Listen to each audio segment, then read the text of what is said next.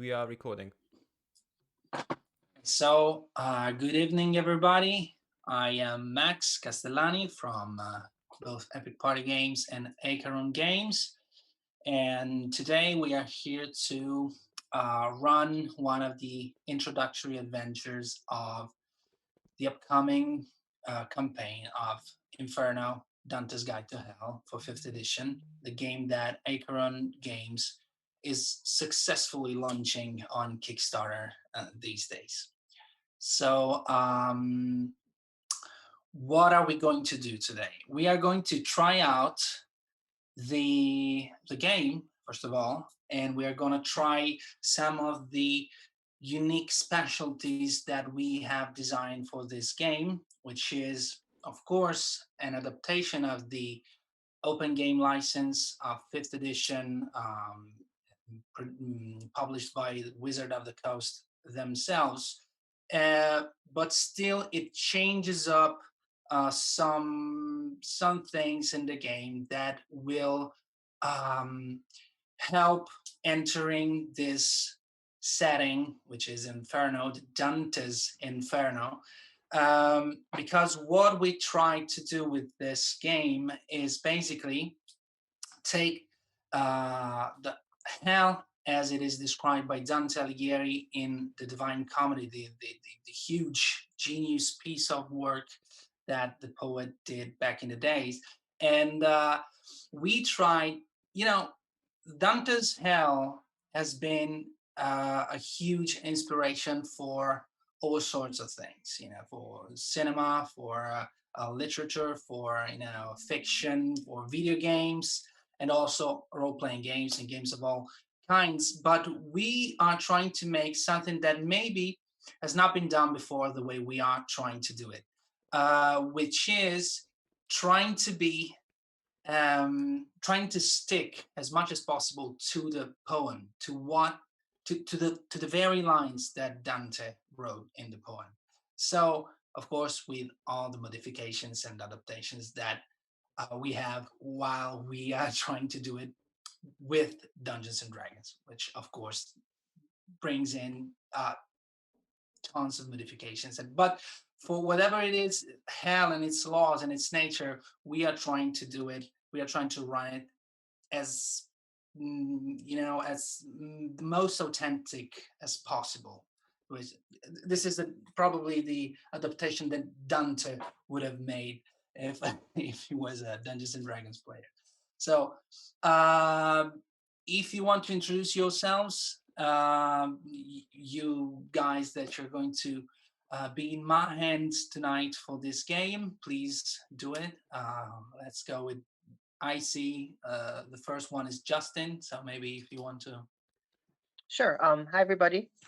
My name is Justin BG. I'm a postgraduate Master's by Research student at the University of Edinburgh. I'm also part of the History and Games student group and have been part of the History and Games lab here at the University of Edinburgh. My interest is actually in the classics in ancient Greek, but I'm also really interested in games in general, and I'm interested in literature, and I love RPGs. So all of those things mean that I am very excited for tonight. Let me mute myself. Hey everyone, I'm Eduard, and I am I study MSc Comparative Literature at the University of Edinburgh. My main interest is books, but I play video games all the time, tabletop all the time, RPGs all the time, and I'm interested mostly in digital humanities and in the convergence of the digital and the literary in particular. So this is very exciting to me.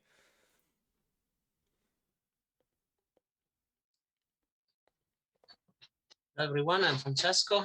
I'm second year PhD student at the University of Edinburgh in history. My research is on the medieval Italian city republics, and I'm also very interested in all sorts of games. So I think this is something that really comes close to every interest that I have. Hey everyone, I'm Theshira. I'm a first year PhD student in classics. My specialization is actually reception of literary women, but I'm also interested in reception in games, and of course I just love playing games. Perfect. So, first question: do you have the pre-generated characters? Yeah.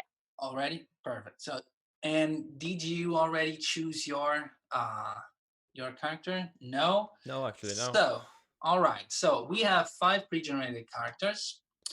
We have designed what in Dungeons and Dragons are called the subclasses, but in Inferno we call them archetypes, because in fact, although they are designed to work exactly like a subclass for the open game license classes that we have, so the fighter, the wizard, sorcerer, the druid, the monk, and so on. These archetypes are pretty unique because since level 1, they already have a lot of characterization and some unique features that usually you don't get with some other setting adaptations. So the first thing that you have to know even before choosing the characters that you're going to use tonight is that for the adventure that we're going to play tonight, you will find yourselves at a point during the adventure in which you would have understand already some certain things. First of them is that you are not dead. So for those more familiar with the Dante Alighieri Divine Comedy, Dante was not dead while walking through hell. So he just got lost his ways, and he found himself in the dark forest from which he then entered hell. And that's the same things that happen to your characters. So you, by the names that you can see on the pre-generated character sheets, you could probably say that you are all men and women from the 1300s. Probably we can say that we try to make it this way so that they are close to Dante, but then in the game, when the campaign will be out, you could do whatever you want. You could be from the current days, you could be from another world totally, you could but once you end up in the dark forest and you start walking through hell, you're not yourself anymore. So your characters were probably not living the most moral life, for as much as Dante considered morality in general, and you literally got lost and found yourselves in the dark forest. The first thing that the characters understand in the dark forest while mirroring themselves into a lake is that they cannot recognize themselves anymore. They're not the same person that they were before coming here. And all their memories are confused and blurry, and they cannot really focus on what brought them here in hell. So this new aspect, this new image that defines you in hell is the archetype. And it is an archetype that in hell in itself sticked upon you.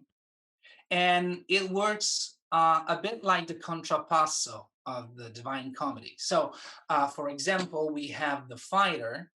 The fighter's archetype is the tyrant. And it means that the character was probably a violent man or weak woman during his life.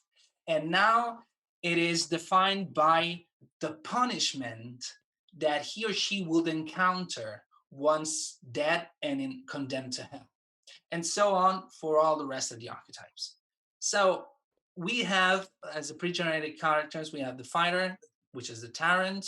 We have the wizard, which is the Illuminatus, so the one that committed, avarice and greed, and that was his sin.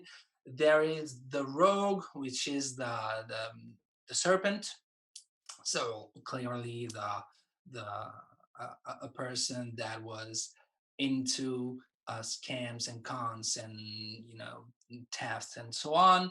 We have the ranger, who was basically the traitor. So a person that betrayed someone's faith or someone's trust. And we have the paladin, which is the saint, which is pretty ambiguous, because you would say so. If she, because the character is a female, if she's a saint, if she is a paladin, if she was a person that acted for God's will, how could she be now in hell? Because probably he just misinterpreted some God's laws or dictates or whatever. Maybe he indulged into violence while doing it for her God, or whatever. And then who I am I missing something? So I said the tyrant. What am I missing? Let me see. So I said the ranger, right? I said the Luminatus. Let me see. Regenerated characters. Tyrant. No. Okay, we're good. I said the total of the regenerated characters available. So on the back of the character sheets, there is a little bit of a background story. You can see virtues and vices of the characters on the front of the sheet. So by looking at them, what would you choose, Justin? I think I'll go for the serpent. All right. So Edward, wait, did you want the serpent, Edward? No, it's yours. Keep the serpent. Thank you. So, sorry, another question. Are you all familiar with 5th edition? Was there somebody who never played it? Yes, Theshira, right? Is the name? Theshira. Okay, so I would suggest probably just not the Illuminatus, because the wizard has got tons of spells and stuff. So if you're not familiar with it, I would just say to not take that. But for the other, you're pretty sad, and they should work. But if you really like magic and you want to cast spells, there's no problem. I can help you out, me or your friends. So we have the Serpent Madalena. Then Justin. I think let's have then Theshira choose first. Choose next, Yes. right? Yes. Okay. I'm just gonna be the only female here. So I'll be Teresa. No, Madalena too is a female. Oh, true. The Serpent, the one Justin took. Mm-hmm. Yes. I just love rogues. That's the only reason. My Teresa eyes. seems very complicated. Yeah, my eyes perked up as serpent. I was like, ooh. Theshira, would you like Madalena then? No. I was So looking the at Teresa Saint. anyway. She Okay. seems to have very Teresa. ambiguous things going on. Perfect. Then the other two, Ranger, Wizard, and Fighter. Is the exile the ranger? The Ranger, yes. I will be the ranger then. Francesco, right. is that okay? Yeah. Oh, you want it? No. Absolutely. No. Please, thank you. I'll go with the tyrant. All right. Perfect. All right. So we left out the Wizard. Good. I mean, I don't know if it's a good choice, but we will see. And all right. So do you have any question right away on the characters, the character sheets? I mean, there are some unique things like the Infernal Emblems and the hope points, those dots that you see in the circles on a character sheet. So basically, those are the two things that really, those and the virtues and vices are the things that we changed up a bit and we designed from scratch for this game. The first of all is, of course, the hope points. What guarantees you now to not just burn in hell and lost your souls forever, and for eternity and so on. It's the hope. It's the hope of the heights, the hope of the heavens. So the real hope of trying and making it out of hell alive. And you have 33 points. So we took the 33 number because of the 33 cantos of each of the books of the Divine Comedy. So Inferno, Purgatorio, and Paradiso. Well, Inferno has 34 cantos because there is a sort of premio, a sort of introduction and a prologue to the whole opera. And you will lose them or spend them during the game. So you will lose them when you die. So in Dungeons and Dragons, when your hit points, so your life basically goes to 0, you are almost dead. You have to make those that are called the death saves.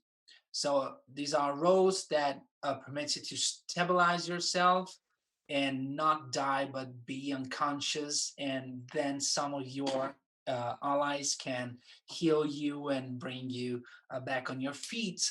But when you fail those 3 death saves, if nobody heals you, then you are effectively dead. And you will, in a normal game, you will take your character sheet and break it into pieces, okay? But not in Inferno, Dante's Guide to Hell. In Inferno, Dante's Guide to Hell, nothing really can die, nothing can be destroyed, because everything is forever eternal and perpetual. So everything just regenerates so that it can suffer again and again and again and again. And so are you. But you have a limitation to this. So every time that you die that way, you can respawn next to the lantern, next to the divine flame that you bring together with you wherever you go. But you lose 3 hope points. Okay. The other way you can spend hope points is to enhance your powers. So if you go on the back of your character sheet, there is an ability called Embrace Sin that can allow you to expend 2 hope points, probably for everybody is 2 hope points, and make something pretty cool and pretty powerful. And but even though 33 points look like they're many, probably when you have to maintain them and keep them positive from level 1 to level probably 15, they probably won't be that many. Okay, so these are the 2 most unique peculiarities of this game. And then there are virtues and vices that are basically, for those who know Dungeons and Dragons, they are the background of the character. So those are the lines that defines your traits, your character, and your the way you behave, basically. Said that, the other thing, and then we can go and start playing, and then we will see other things while we play. You all have 3 Infernal Emblems. So these are 3 features that defines you once again, and that are defined by the contrapasso of your archetype. And these are probably the only things that you will surely have from beginning to end of your adventure. So in Dante's Inferno, there are no markets, there's no blacksmith, in which you can enter and ask for a beautiful sword or to repair your armor. So you have those Infernal Emblems, and the fact is that they are just made to be powerful, of course, and to be effective in game, but still, for the contrapasso, they are made to make you indulge in the sin that you would be punished for. So it's just like, if you want to survive, you will have to, stain your armor, and it won't be easy to exit hell with all those hope points intact. So that's the introduction. I'm not really one that can say a couple of words and then that's it. I know that I'm pretty long when I start talking, so let's begin to play. Do you have any questions? No? All right. So the adventure that we are going to play takes place in the second circle of hell. So the circle of Lustful. I have to make a short prologue because this is basically the continue of the previous adventure. They are all chained together, these first introductory adventures, before the great sandbox setting that is hell. And it will be probably the fifth or seventh or sixth adventure. And you have just basically destroyed Minos. So for those of you that know the Divine Comedy, between the first and the second circle, there is Minos, which is the infernal judge that listened to the confessions of the damned souls that wait in this infinite line through the first circle, and then judge them and condemn them to a circle that is most fitting for their sin. And you went there with your guide because your mission, your aim is to exit hell. So in order to exit hell, you have to go from beginning to end of it and probably meet Lucifer and go right inside of him and then exit into Purgatorio. This is the plan. And so the first step that you had to make was just passing between the first and the second circle. And Minos just was not really into it. It just was not really inclined to allow you to pass because you are not dead, and therefore he cannot judge you, and so you can be condemned, so you cannot pass. But you have to pass, so you kill him. That's what you did. So you battled with Minos. You defeated him, and in that very moment, tons of damned souls in that line that was ready to be judged and condemned kind of understood that without a judgment, they were probably free to go wherever they liked. And so they did. And you've just find yourself right now in the middle of this crowd that starts running inside of the second circle just to go through it and probably look for a spot to hide or to probably just maybe you have a traitor, you have a killer that says, so my punishment will be really ugly, so why don't I go to the fifth circle, or maybe to the circle, well, those who committed avarice are punished and they just have to push rocks around, which is not really that bad if you compare it with being forever immersed in a frozen lake in front of Lucifer. So probably these souls are running very fast and they're just going inside of the great storm that you see in front of you.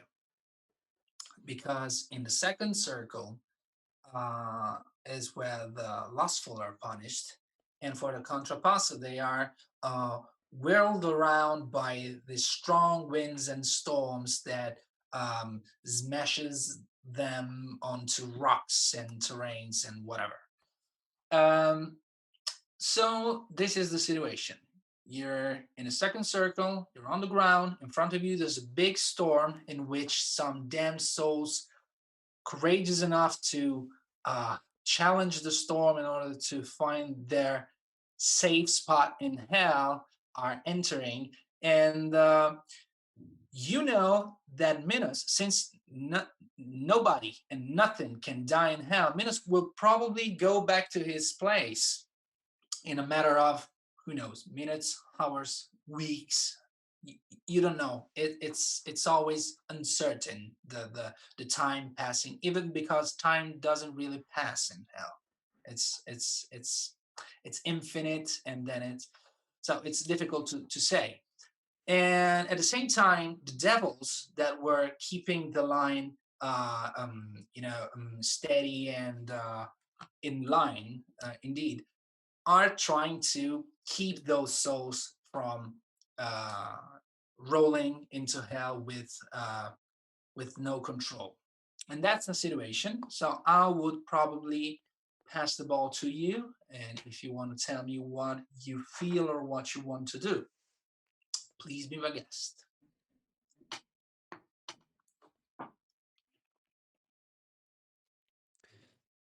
So we're not all together. Are we all together? And Yes.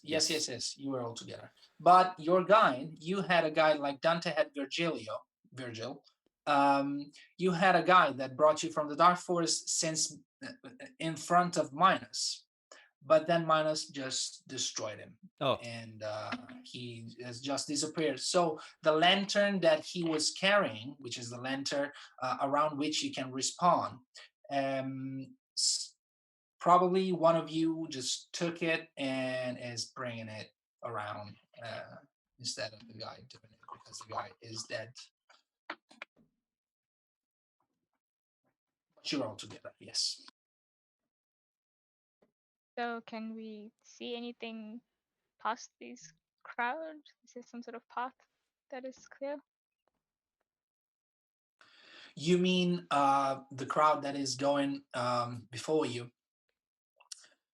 You just see these souls running, then some of them just stop and look at the storm and find maybe another way, and maybe try to run left or right, to probably hoping that will be at some point a passage through the storm. But some other just go right into it, and you can see them getting swept away and probably floating and flying and being carried by the winds. There's a we should just try to go through the storm. Since we are not dead, we might be heavier than the souls of the dead. Then maybe we can just cross the storm. That's an idea that you think that it could work, because of course you didn't play it, but there's an adventure with before the Acheron River, in which you have to get aboard of a Charon ark, and as the same way as Dante did, as soon as the characters put their step onto the boat just moves, and that is something that doesn't really happen with souls. So that's probably some clever idea, some clever logic that you can come up with.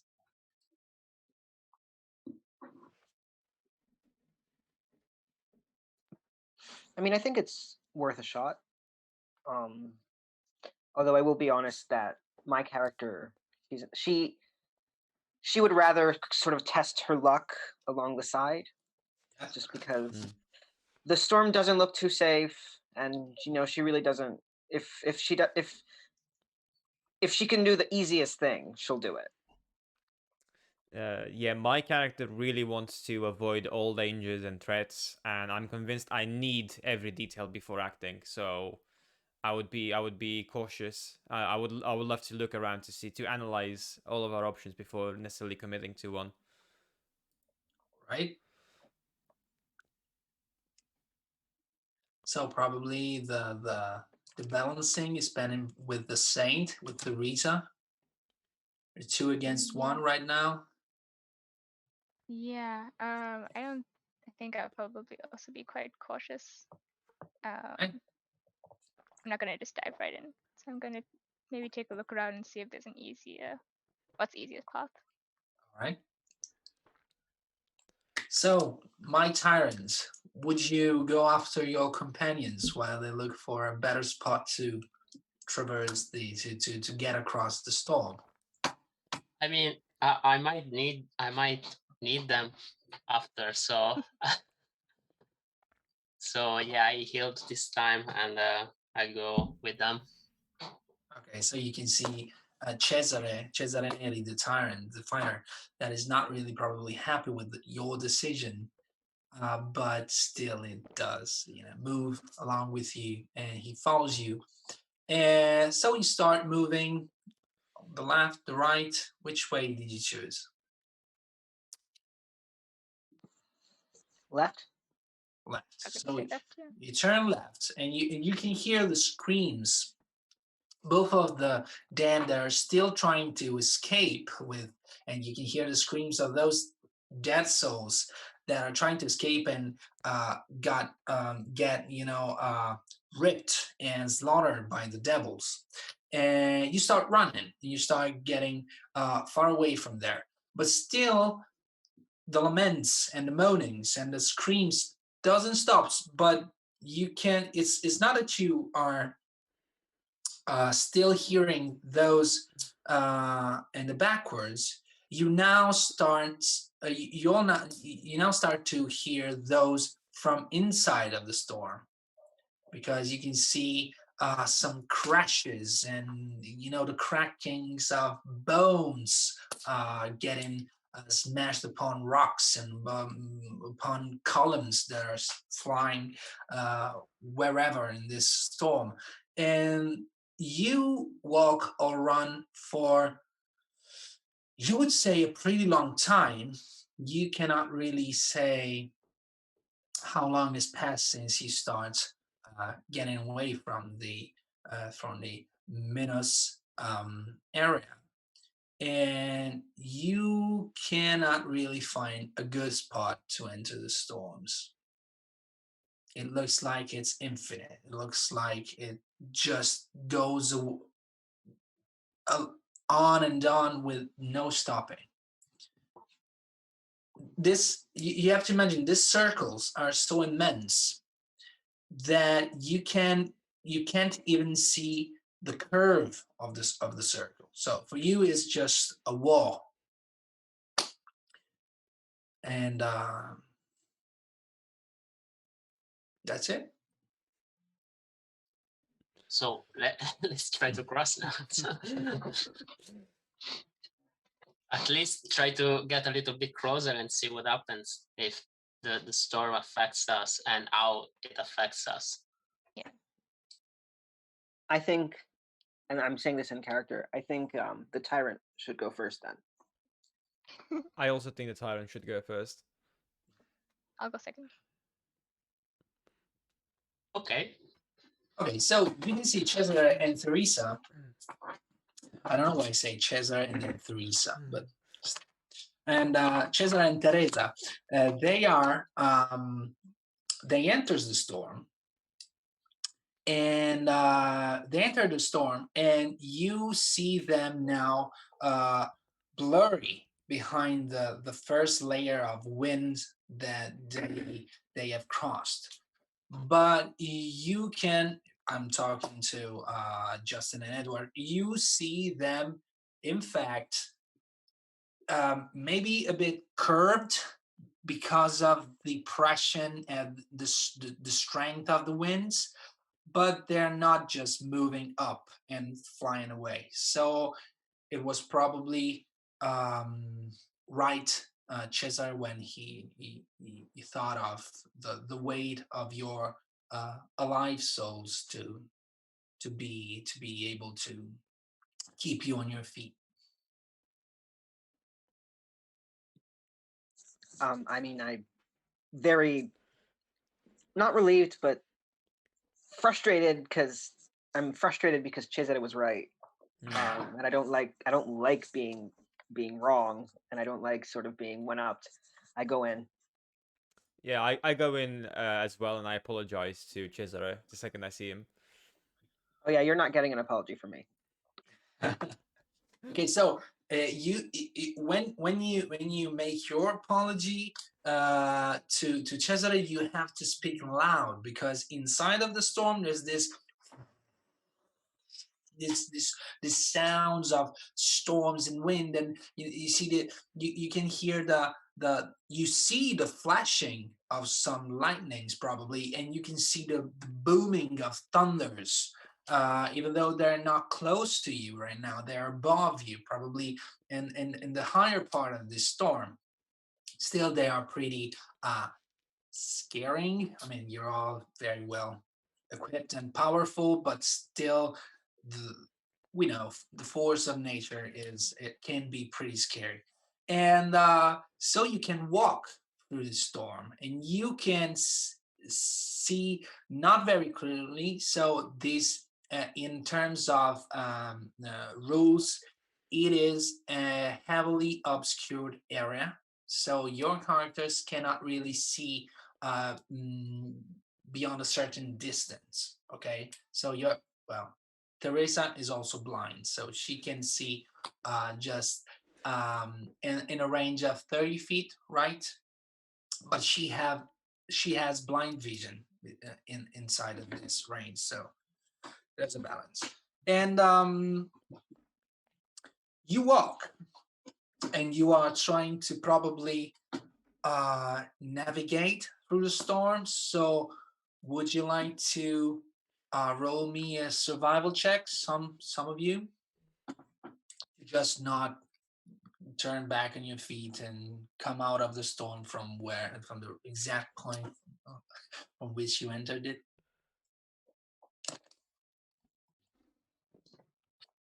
I can do it. You did it? I got a dirty 20.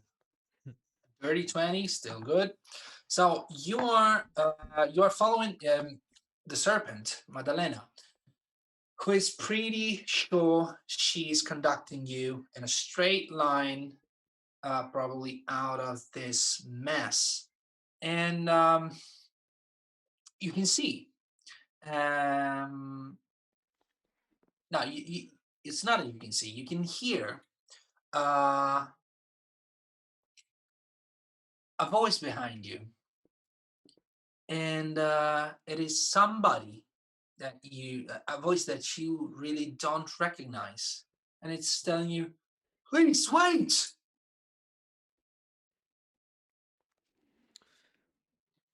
I mean, I hear it and I'm aware of it, but all that matters to me is to get on the other side of the storm. So at least for me, I'm just going in my straight line. And you have just entered also, so it's... Yeah, I agree. Should go on.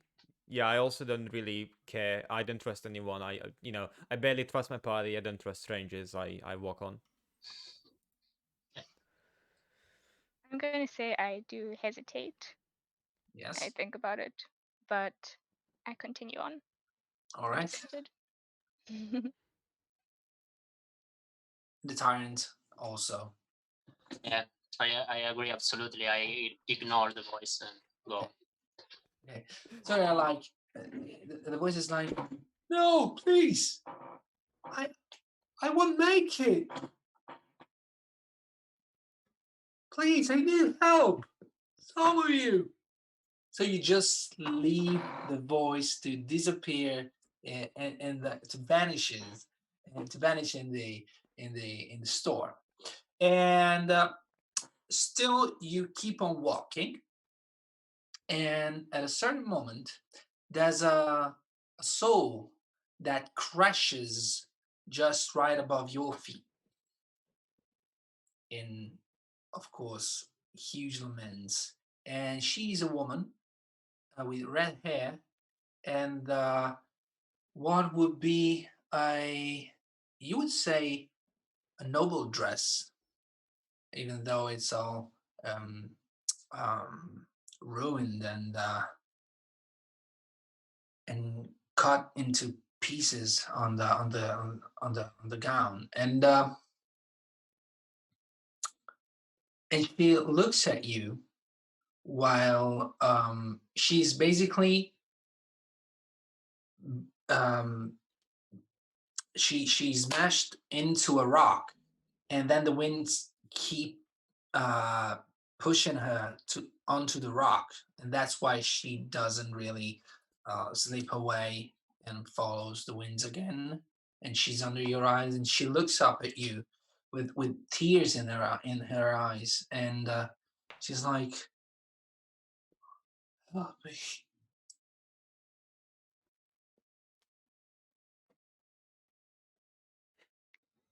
Can we pick her up and help her? So you know that souls are sometimes completely incorporeal. Some other times they are not.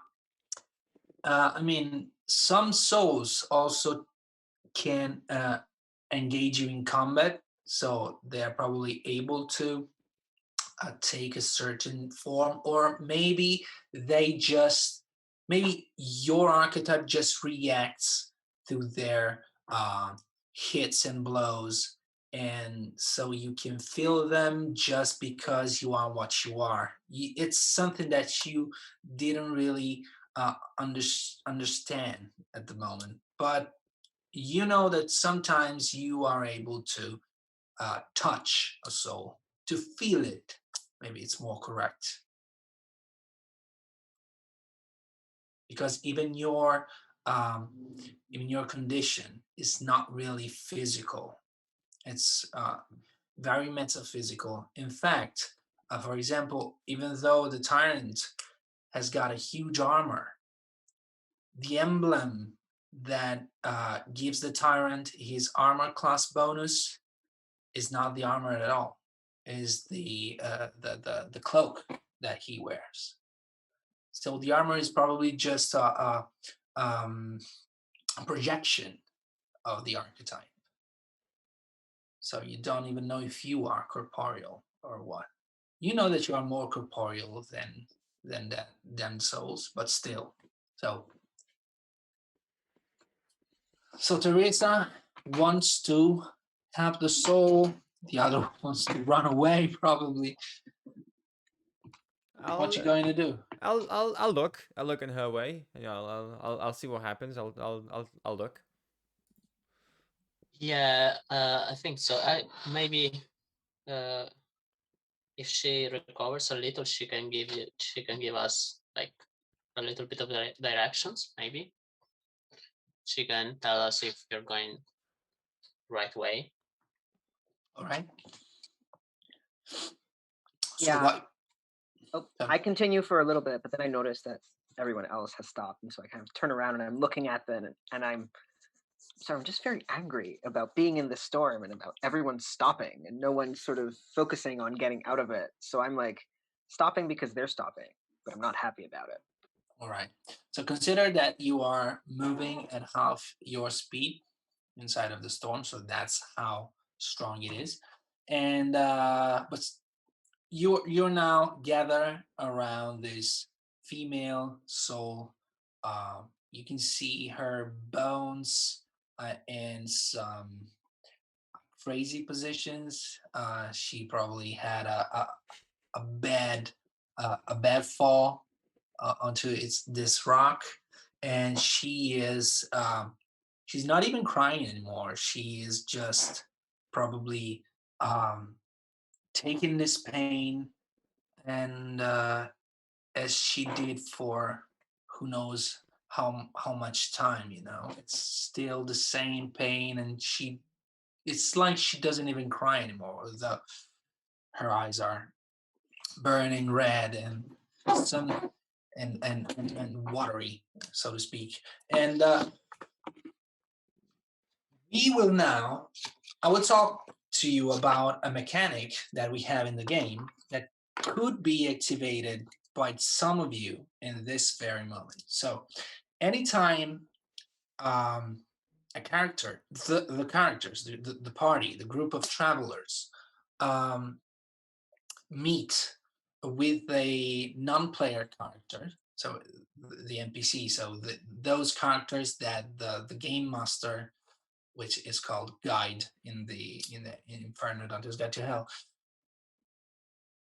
you will be able to let's say unlock one of your bonds.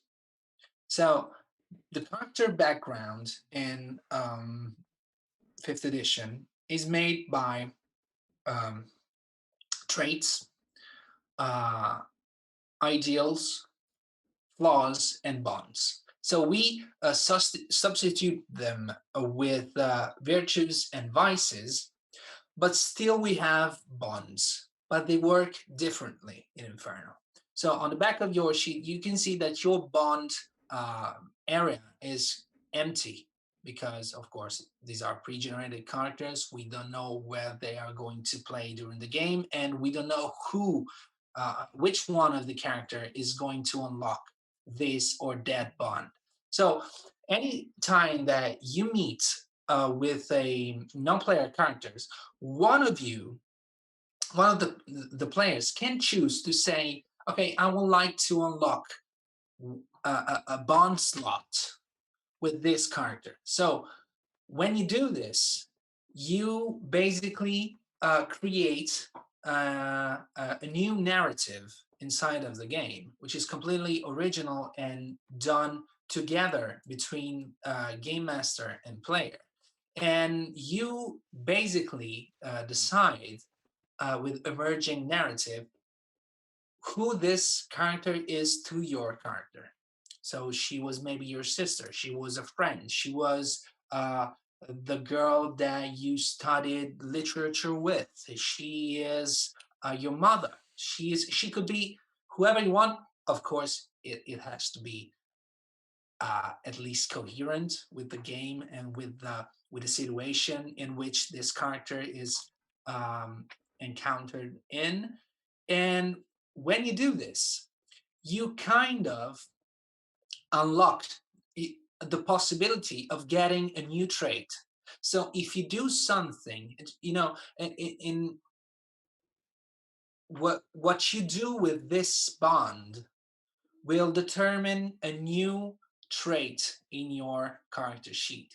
And traits are good because when you act by your traits, so when you act to embrace your virtues or against your vices, you can gain, if your interpretation, if your gameplay is good, you can gain divine inspiration that can grant you bonuses like advantage on a roll or something. But in Inferno is very important because it also give you the chance to spend divine inspiration to basically not lose hope points when you spend them or when you die and you lose them.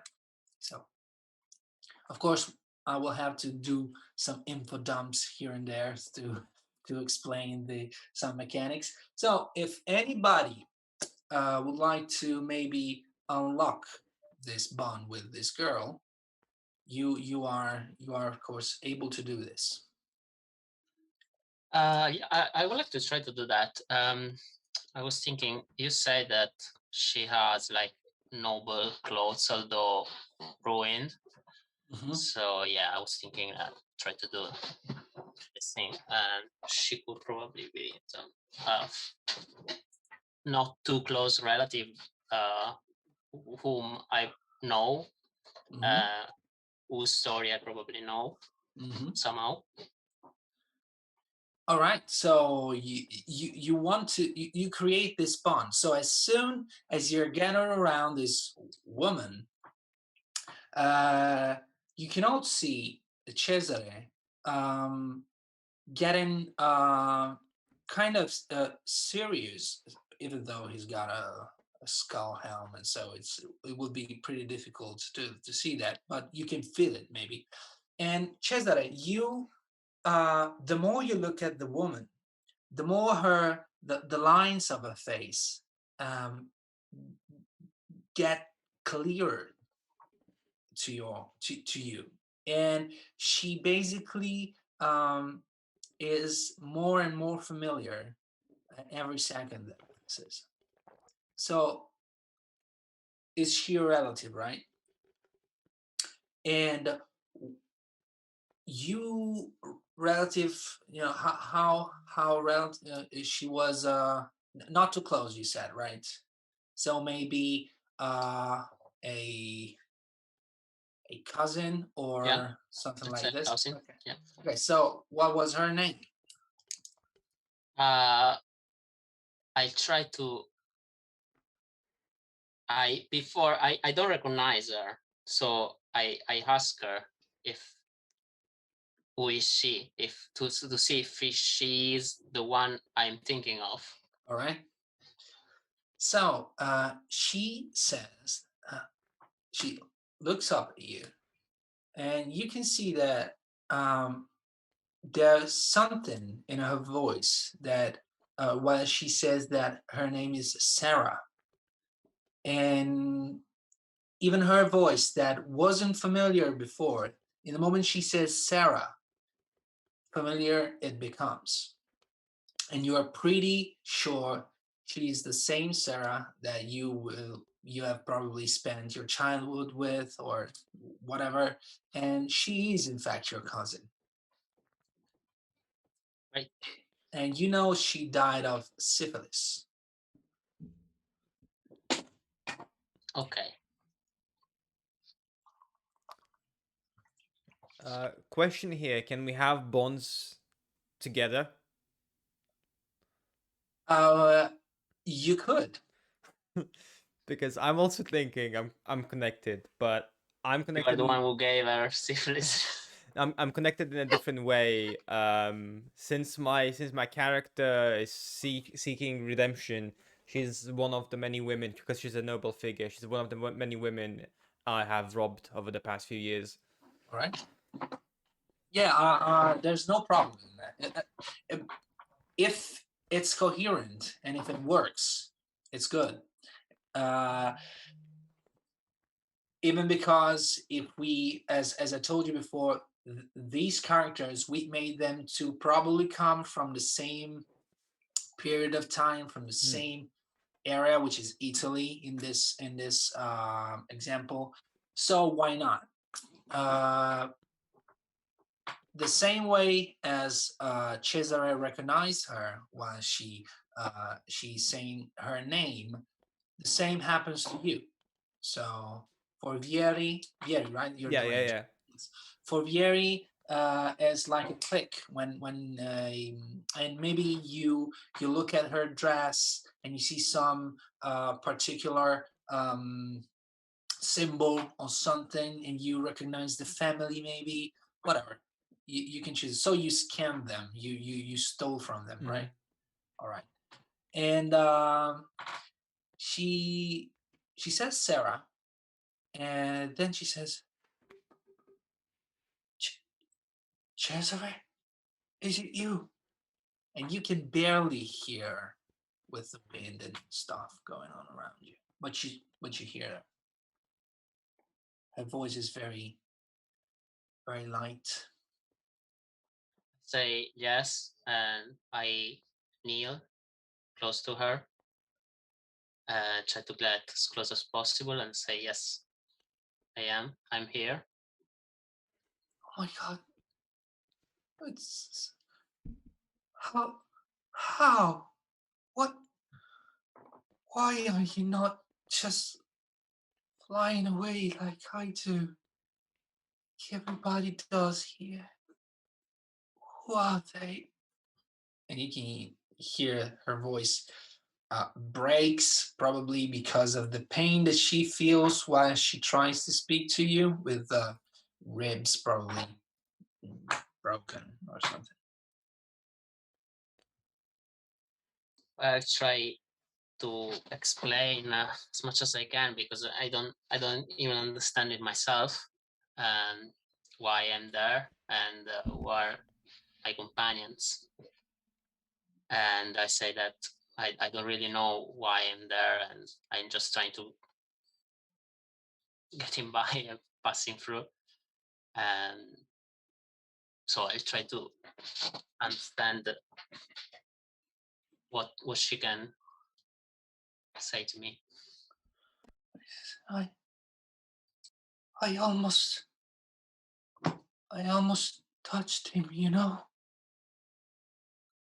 I almost did, but then the winds took me away. I seen him a couple times. One was, I don't know, an eternity ago. And then just before this crash, this painful landing, I saw him again. Please help me.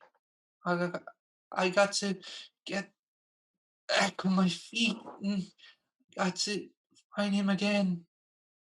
I want to be like them. I want us to be like them.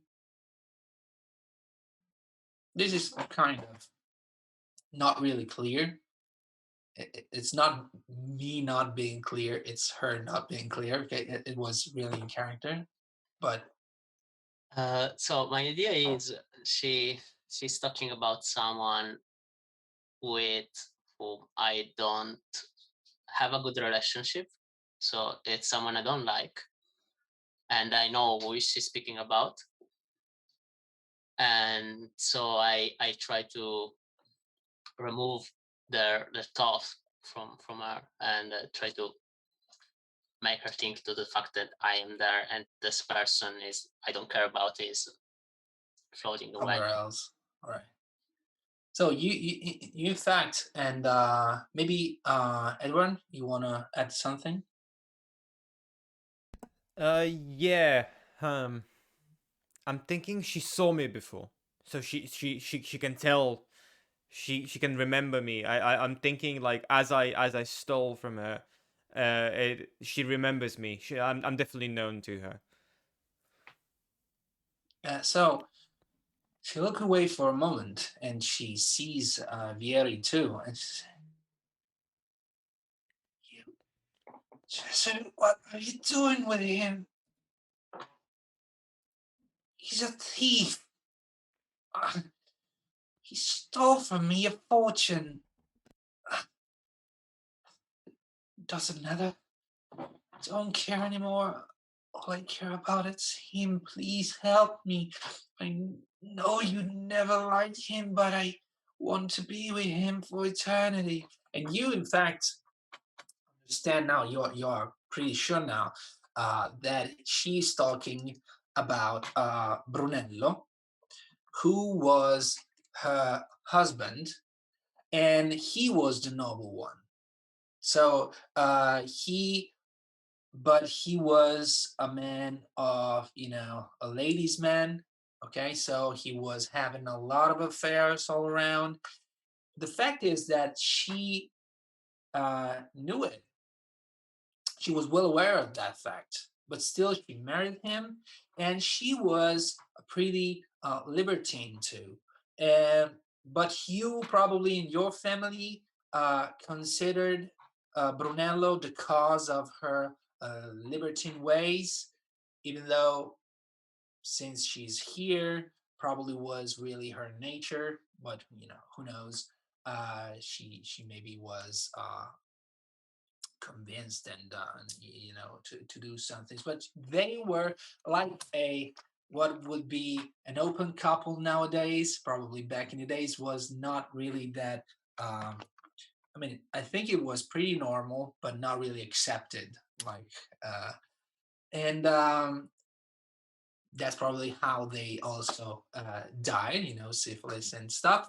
But you can feel that she is probably talking about Brunel, and she wants to meet him again. Probably he's in the same storm, floating around, getting smashed on rocks, and probably a couple of times they've seen each other, and she's struggling in pain and in this love pain that she feels in her heart of not being able to reach him. I want to be like them. They are together even in this hell. Why can't I be? I ask her who she means. There are two souls that just embrace themselves. They are together in this mess. They crush on rocks on the terrain. They get blown away. But every single time I see them, they're still together. They're still attached to one another. I don't know how they can do it, but they want to. Please, Cesare, for what we had, we are family. I know that I let you down, but please help me. Help me find Brunello. Help me have the things that they have, that those two souls have. I try to talk her into the fact that probably he doesn't want her as much as she wants him, and that's why they're not close as the other couple. And so I try to say, yeah, maybe he doesn't want you. He's just happy to be alone here. And No, it's not like this. It's not like this. Why are you saying this? We were happy. I know we did some things that didn't really accept it nor understand, but we were happy. We were in love. It was a love that the vast majority of people doesn't really understand, but we had love. They had lost too, probably, but please help me. Please find a way. I can try to stay here, stick to this rock. If I don't know. I don't know if I want to do. What do you guys think?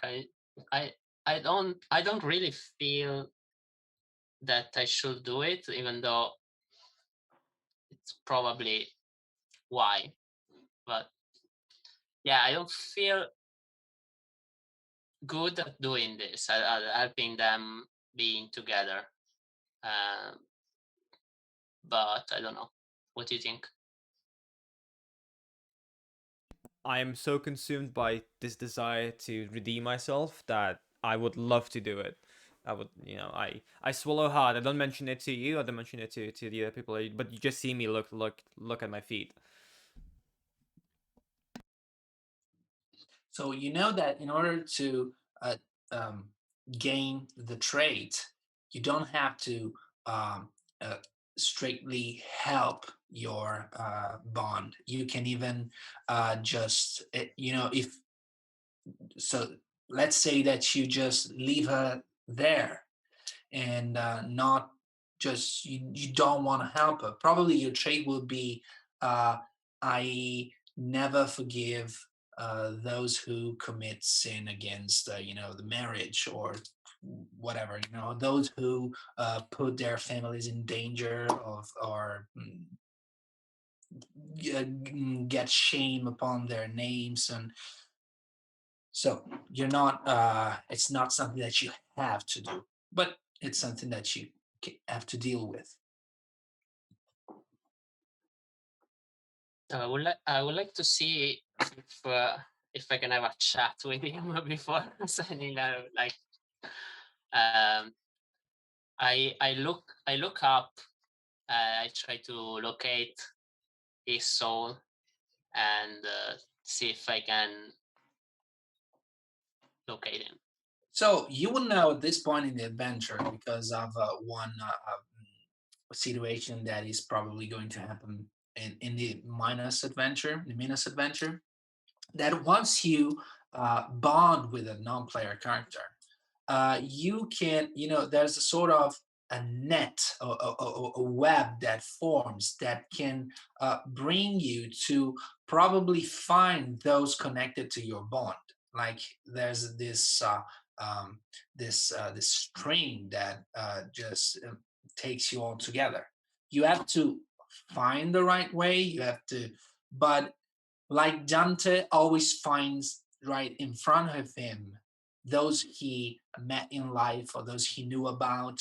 It's the same thing. It's the very same thing that we try to put into a mechanic, of course. But so just make me a perception check, maybe.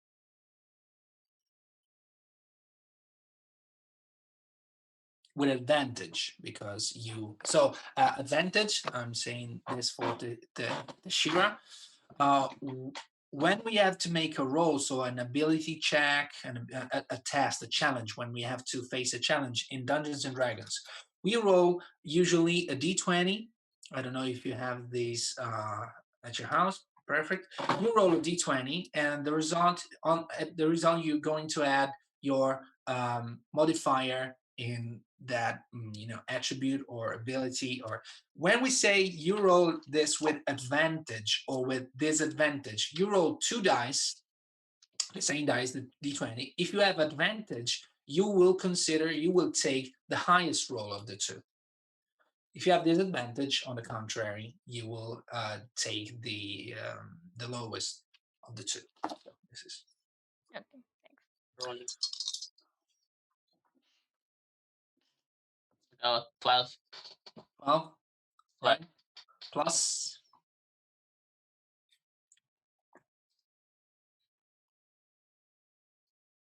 or minus? Plus 4. So it's a 16 total. You start walking. So who is bearing the lantern? The lantern with the divine flame around which you can respawn. Which one of We you? said Justin, I think. Justin? Yeah, sure. I am a survivalist at heart, so I probably yanked it the moment I noticed our guy. And you have the chance to, in fact, keep your hands on a lantern. Some chance that not everybody has. So in fact, for example, the fighter. I can't hold the lantern though because I have the snakes in my hand. Right, you're the rogue. Right? I don't know Yeah. if I'm talking. I was thinking of Severino, of the ranger Vieri, but the ranger is Eduard, and so is either Eduard probably, or Theshira even. She could be. I'll hold it. Okay, so one of you has the lantern, so you start walking around, still having, even though it's heavily obscured, the whole area around, you can still see the beaming of the lantern in through this gray opacity of darkness made by the storm. So you walk around, but never lose sight of your companions. And at a certain point, you can spot Brunello. I mean, you spot a soul being.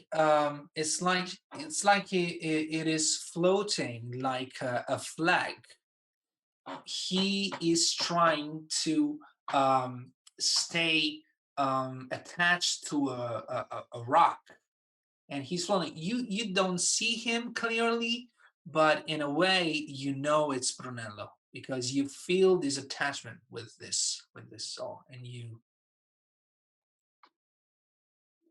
you will have to climb the rock though to reach for him. Okay. I try to go towards him and grab him and try to pick him up and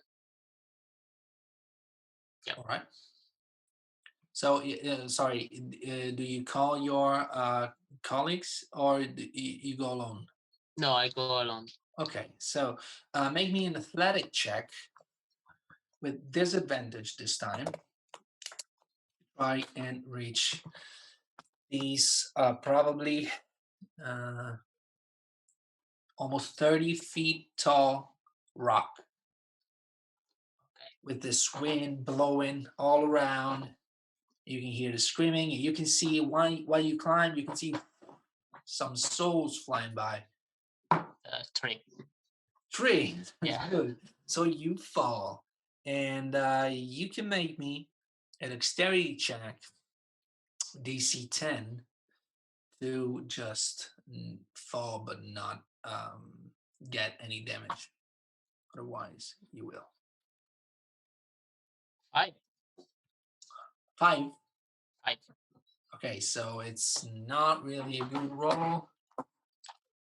And you take 4 bludgeoning damage. You fall. You fail and fall. I see 𝐂𝐨𝐧𝐭𝐚 fall down, and then I attempt to do it myself. All right. So probably Vieri followed you because he's interested too in this redemption thing. And while you are getting back on your feet, you see Vieri already starting to climb the rock. So roll for me with disadvantage. So 2 d20s, taking the lowest.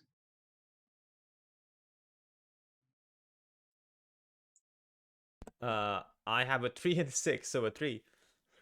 3 plus in athletics. Plus 0 for athletics. 0. So you fall too, and you make me a dexterity roll. So you can hear, probably you're there with Sarah, and you hear this these rocks crumbling down, and this of your companions. My dexterity is 5 plus 7. Oh no, so it's 12. not that bad. Yeah. All right. So you stay. You just put your hand on a rock that just disappears almost and becomes dust in your hand, and you lose your grip for a moment, and you fall down for maybe 3, 4, 5 feet, but then you can grip again another rock, and you can continue to try and go up. So roll me another athletic check with not with disadvantage this time, because you also, by falling, found a spot in which the wind is now not really hitting you. So that's a 4 now. So it's great. You give me a second chance, they still. That's good. So you really cannot go up here. You stay still. You cannot go up. You cannot go down. You still. But then 𝐂𝐨𝐧𝐭𝐚 maybe.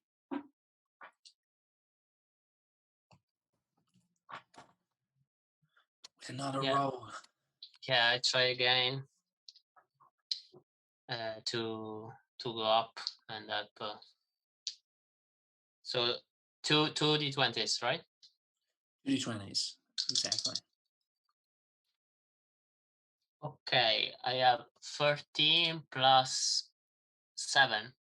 All right. So you see Vieri, you see that 𝐂𝐨𝐧𝐭𝐚 is finally coming up, and he is really having issues with the fact that he cannot leave his burden, his sword, with one of the hands, but still he tries and makes it to the upper part of the rock. And here the wind is almost stronger because you're 30 feet in the air, and you have to really scream out and yell in order to speak. But you see this soul really trying his best to not leave the rock, and you see the face of Brunello getting clearer and clearer the more you look at him.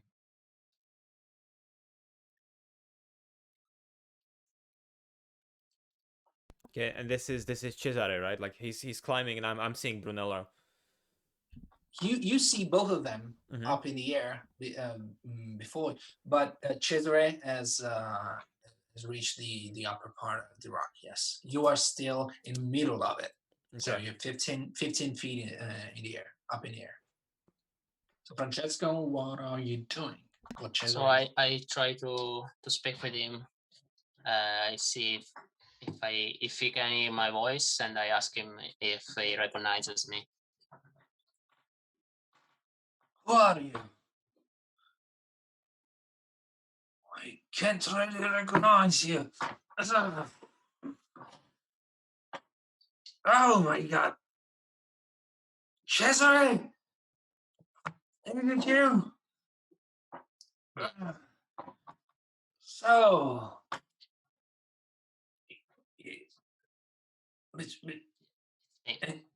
In the last circle, were you lustful too? Have you seen Sarah? Yes. I Why? almost touched her. This time I almost touched her. She's down here somewhere. That's why I'm not leaving this rock. So are you looking for her? Yes. It's the only thing that I try to do in this bloody hell. She's here too, you know. We can be together. Like Paolo and Francesca. Why they can do it in weekends? Why? So I tell him I can bring her to him, or I can bring him to her, but I'm not very happy to do it. I'm doing it only for Sarah and not for him. To be honest, I don't care who are you doing it for. I just want her back. I want to, but even though you bring me to her, her here, to me, will never be able to resist the winds. Yeah, I heard. I talked to some souls, and he's, of course, I'm not screaming because my neighbors will be probably asking themselves, what am I doing? But he is screaming, and he basically tells you that during these years of going around the storms, he heard of a pact that a lost soul made with the devil, with one of the devils that blows these storms into the second circle, to unite them. He heard of this red-dressed lost soul that made this pact with the devil in order to unite Paolo's and Francesca's souls in this eternal hug that prevents them to detach and lose themselves.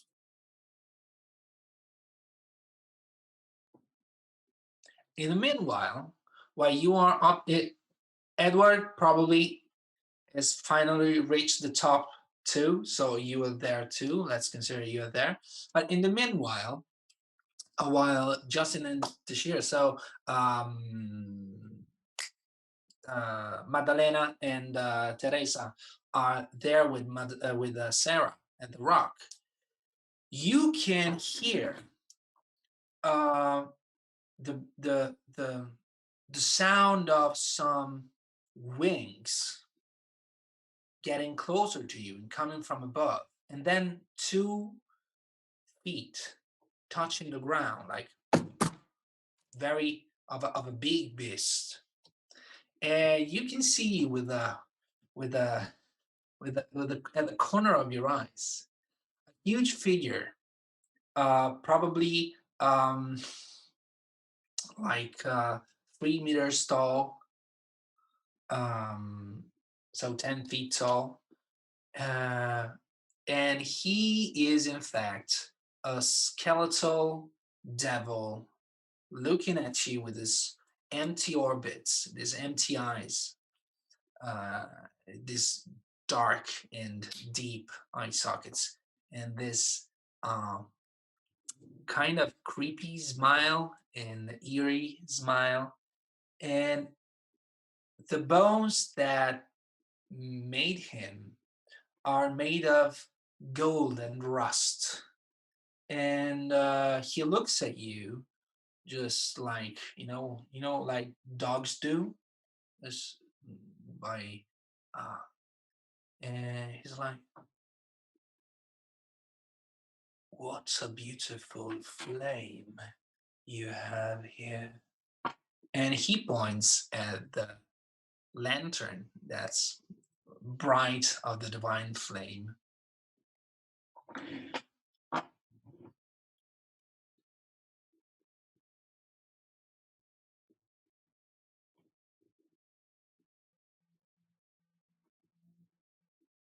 I think I want to ask him what he wants with the flame. And he looks at you and was like, what do I want with the flame? Oh, I don't know. I just got caught by it like a moth to a light. You know, once you taste hope, this is really something that you get attracted by. And I can see you are hopeful figures too. Let me look at you from a bit closer. Please keep your snakes and spear away from me. I am not armed. I got no weapon with me. I just want to take a look at you. Can I? I don't trust him. Saws everybody. So I kind of step, not too explicitly, but I do step in between the skeleton and the flame. Also, this is completely out of character, but I do have a question. Is the skeleton single? Is skeleton single? Is he single? Well, you don't see a ring on his skeleton single, so There you go. I'll keep that in mind. I'll keep that in mind.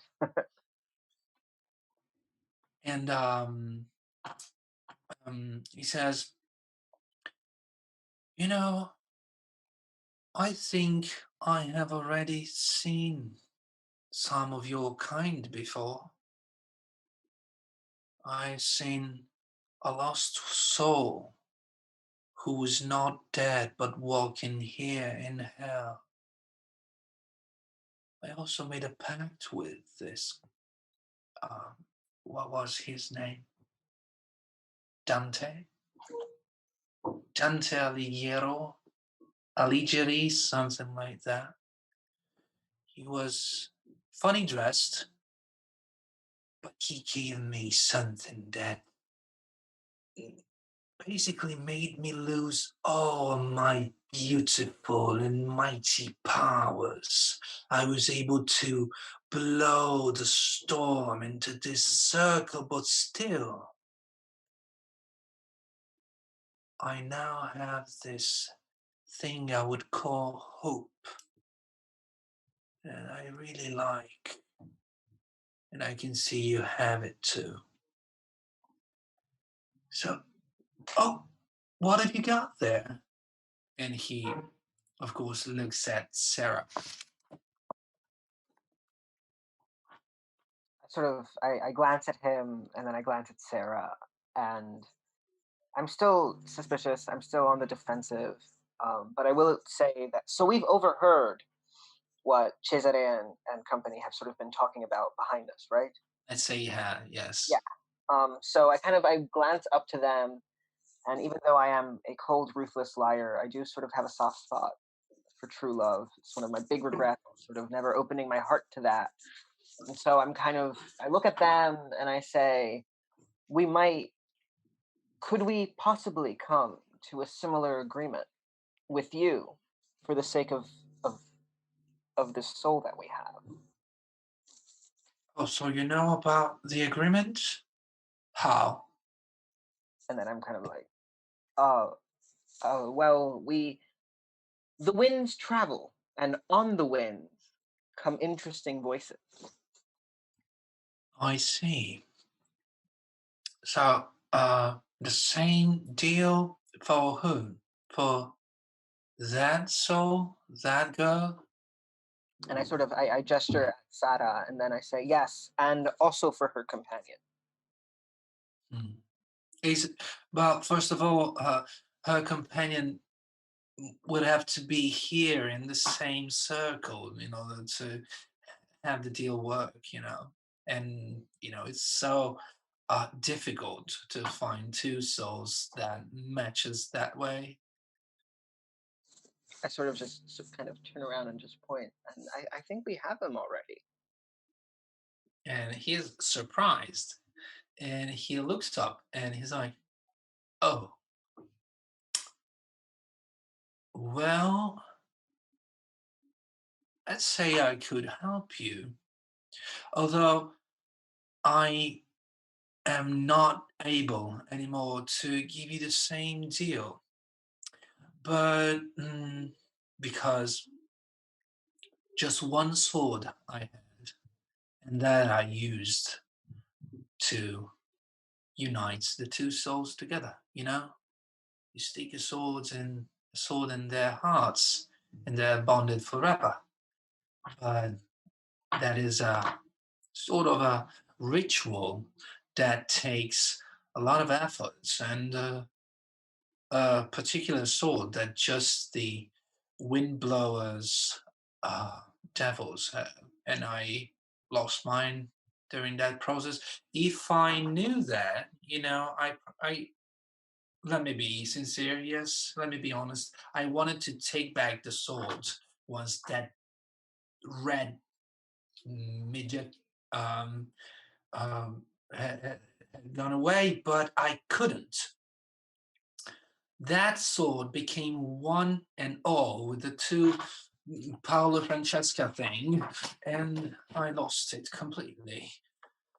But I can point you in the right direction in which to find one of those wind-blowing devils, to which you can ask for the sword, or maybe take it from them, I don't know.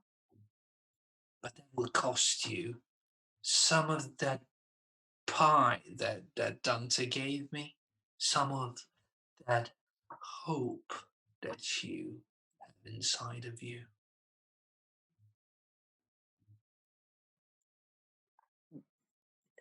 How much? Well, let's say just a bit, in order to hope to exit from here one day. Define just a bit. Well, I would be out of character if I would say 2 points. Well, let's say that just that you can pass 2 points of hope. I mean, you have to spend 2 points in order to give one. That's the only exception is with the Paladin that can spend 2 hope points and give 2 hope points. So that's what he is asking. So that counts. So that counts also for NPCs. That counts also for NPCs, yes. Okay. Because this NPC already has hope. It's something that mechanically speaking, off game, he's got hope points. So, and this is probably an anticipation of what we had in the quick starter. There is the Indifferent Angel that you have to fight with, and we unlocked the Indifferent Angel as a playable archetype. So this archetype will have hope, of course, in order to be played inside of the game. And so this is a version of that archetype done with the devil, basically, which still is a fallen angel due to the myth. Yeah. Exactly. So, and meanwhile, on the top of the rock, that Cesare and Vieri. So the Brunello just says that, please help me. I have to get to her, and he's talking to you about Paolo and Francesca. Probably if they heard you down there, you heard them up there, so Yeah. you're now all on the same page. Yeah, I think we should head back and talk directly to this guy. I also think that, but I look down and I say to myself, I can probably make that jump. It's just 30 feet. It's, you know, it's part of being a ranger. Do this. What do I roll? Do I roll It's probably dexterity, an acrobatic, yeah? athletic or acrobatic. I would say acrobatic, probably. Acrobatics. I get a 15 plus 7. All right, so 22.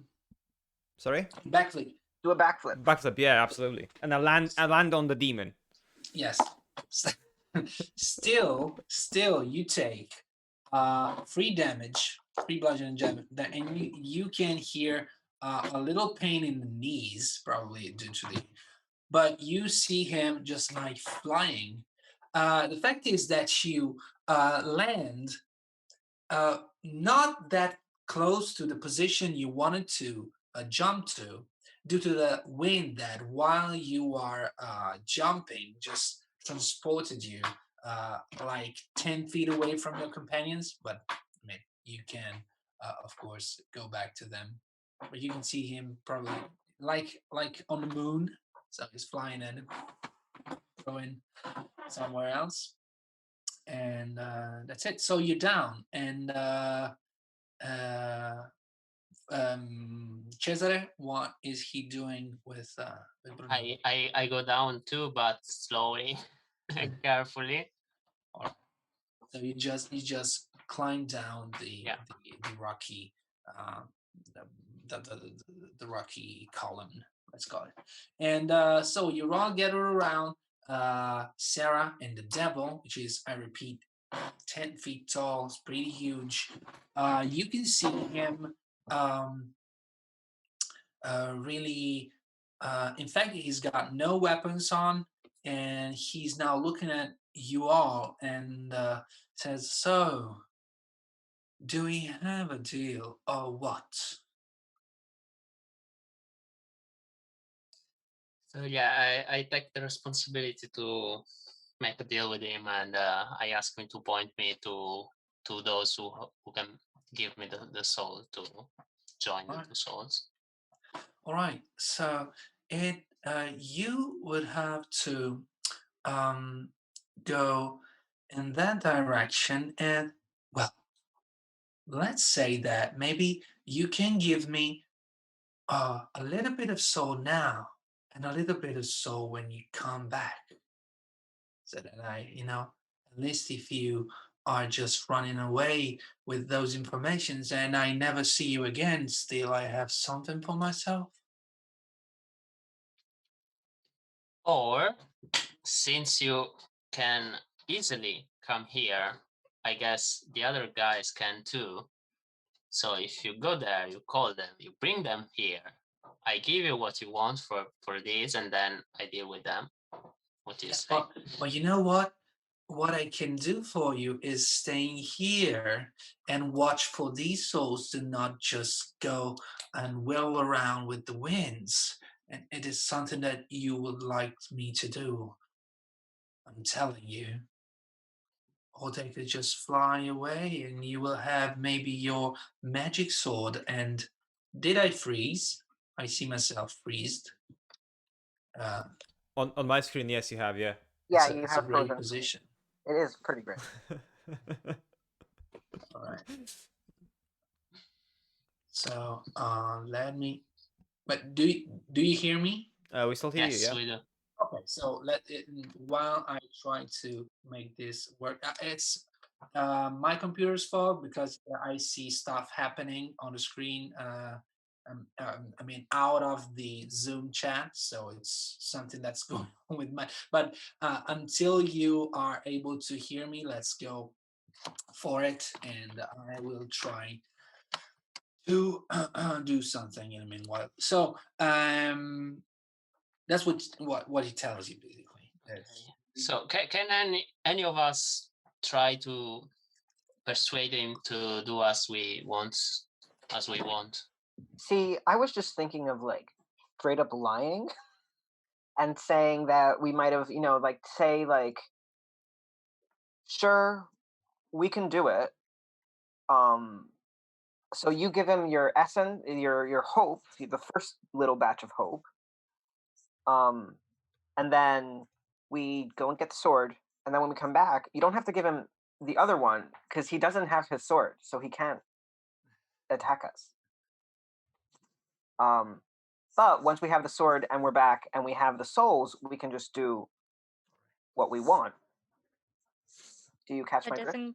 doesn't he have to use the sword? So wouldn't you have to give it to him? That's true. Never mind. So then you'd be in problem. It would be a problem. We would have. Yes, never mind. We could try and persuade him. You are like all, talking about this like in. Yeah, we're all like football matches. And he's like looking at you and trying to hear something, but the wind is strong and you're talking that. Is there anyone who disagrees about lying to the devil? Because I'm certainly used to living off of scams and lies and fraud, so I'm okay. I mean, I just don't think lying's gonna work out. Why don't you think about this? Let me have 1 minute and I'm back. I mean, so Edward, maybe you could try. I have only a +2 in persuasion, so Let I don't me. know if you are... I was thinking. Yeah, that's why I said it. Let me see. I have. yeah, I have a -1. Oh, I have -1 persuasion actually. Oh, okay. Great. I can do it. I've got +6. Oh, wow, that's great. So we are going to lie. Yes, but like only if Theshira. I feel like Theshira hasn't really, because she would be the saint, right? So I feel like. Yeah. I feel like, is this in your character? Like, what do you feel? True. So she looks like more reliable, but still. Yeah. Kill him with kindness. Yeah, exactly. I'm conflicted. I mean, I also do think that Theshira is right in observing that we will have to give him the sword. Give him the sword. But the thing is, we should try later? to save as much as we can. Yeah. We should try to spend as little as possible. True, and I mean, it's not like we're ill-equipped for combat. Should it come to that? I am so ready for combat. And also, we are 4 against 1. We are 4 against 1. Like, you guys don't see it, but my hand is already on my magic dagger. You're like... Okay, so. So, scam or not? Yeah. Yeah. All right. So, do you are you giving him 1 hope point in advance, right? So who is gonna give it? Cesare? Yes, I will give him the hope point, but it will be Theshira. We will talk him into accepting our offer. But aren't we actually taking his offer? We are, yeah, we are. We're just agreeing not to fulfill our side of the bargain later. All right. Okay. So you see Cesare probably doing something we didn't really choose what you have to do in order to pass hope, to grant hope. But so Cesare, tell me what you do actually to give this hope. You know, when you spend hope points, you feel the heaviness of hell into your heart and soul. You know, it's like gaining weight, but I mean, not weight because you ate much. Weight like on your shoulders. It's like something dark and really heavy and almost obscure, I would say. Is making you feel uh, you know, less hopeful. In fact, literally, you every time you spend or lose hope, it's like you are turning gray, metaphorically speaking. So, describe what you do and feel while you grant this one hope point to the devil with which you made the pact. So I close my eyes and I take a deep breath, and I keep my hands close to my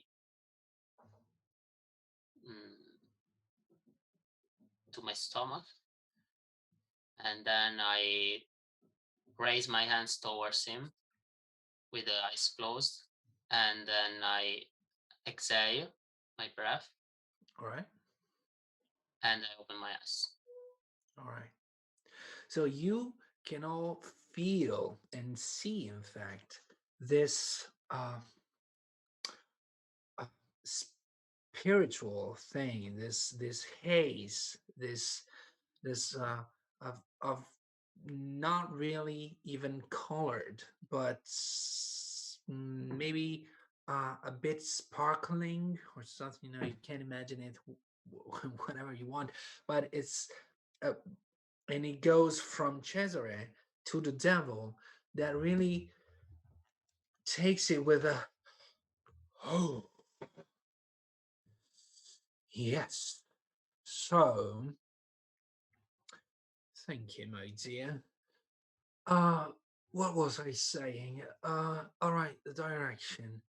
So, it won't be easy, all right? So, the wind blowing devils stands on the top of the storm, and you will have, if you go straight in that direction for probably a couple of miles, and you don't get lost, you will find at the feet of a rocky hill that resembles a cone um, shape. And there's a trail, very small. You will have to proceed one by one. That goes exactly all around the cone rocky hill until the top. I would be glad to tell you that you would find the devil at the top, but it's not really the case. You will have, in fact, to jump on some floating rocks. That oh my god, I remember those heights. I remember my floating rocks. It was a punishment, but still, it felt so good. But whatever. Um, you will have to, in fact, jump on those floating rocks until the big floating rocks upon which the devil makes his home, let's say, and blows out the winds that you can hear and feel all around. So I think it's pretty clear. That direction, a couple of miles, Cone Rocky Mountain, and then jumping, and you'll have your sword. It's not that difficult. You can make it.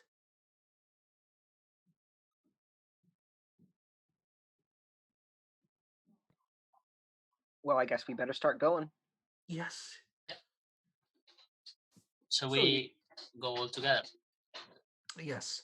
And you, in fact, reach after a couple of miles of walk with your survival skills that you have already demonstrated before.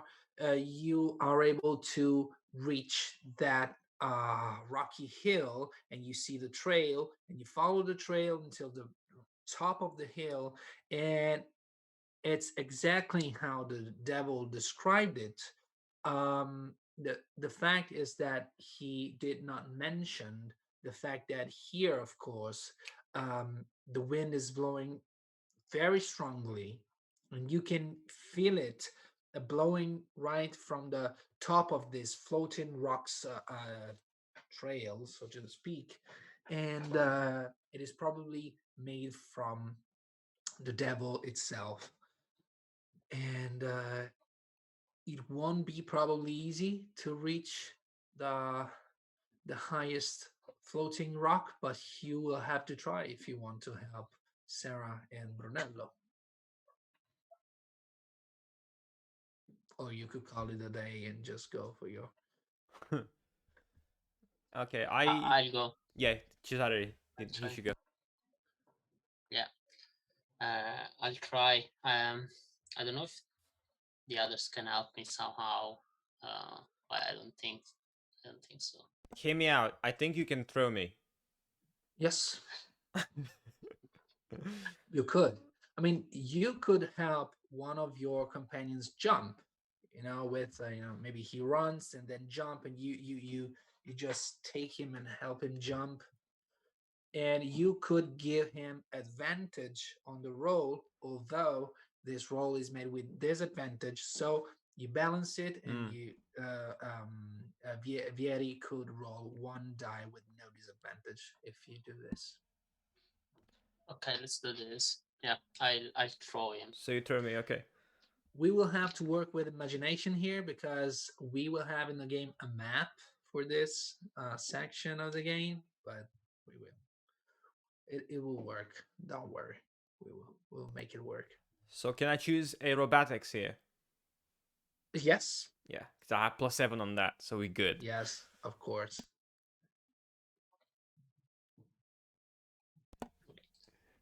So it's a 3 + 7, so it's a 10. It's a 10. So the first jump goes well. So your feet just reach, you have your talons just right, even maybe a couple of inches out of the rock. So you are like making this and trying to find your equilibrium, but then you can put the weight in the front and you make a couple of steps on the floating rock that doesn't unbalanced. It's like it's steady and firm in the air. It's just floating. There are some debris floating, in fact, all around and at high speed, but the rocks floating are pretty solid and firm in the air. As soon as you touch the stone, though, you can all hear the winds stop to come from the last rock, and you can hear this thundering voice saying, "Who is coming to my house?" And you see a big devil, as big as the one before. So it's 10 feet tall, but you can see he's got this big sword in his hand. It's golden, great sword that he wields. So a great sword in the hand, for a large creature is of course greatest great sword than the one that Cesare brings with him, carries. So it's like this gold devil with some you can see some kind of sparkles, blue sparkles in the eyes. And he's like, "What are you? Worms?" And you can hear its voice over the winds and the sounds of the storm. It's like it's reaching you through the winds and the storms. I under my breath, I say that would probably be an insult to worms.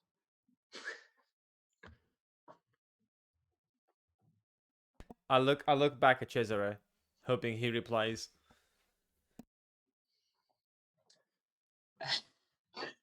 He jumps and start using his wings to get towards you, even though is 10 feet above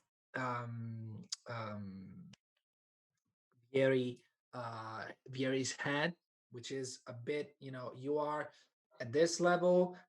Vieri is here, the devil is up here floating around and looking at you like worms, in fact, and he says, "Why aren't you floating around with the others?"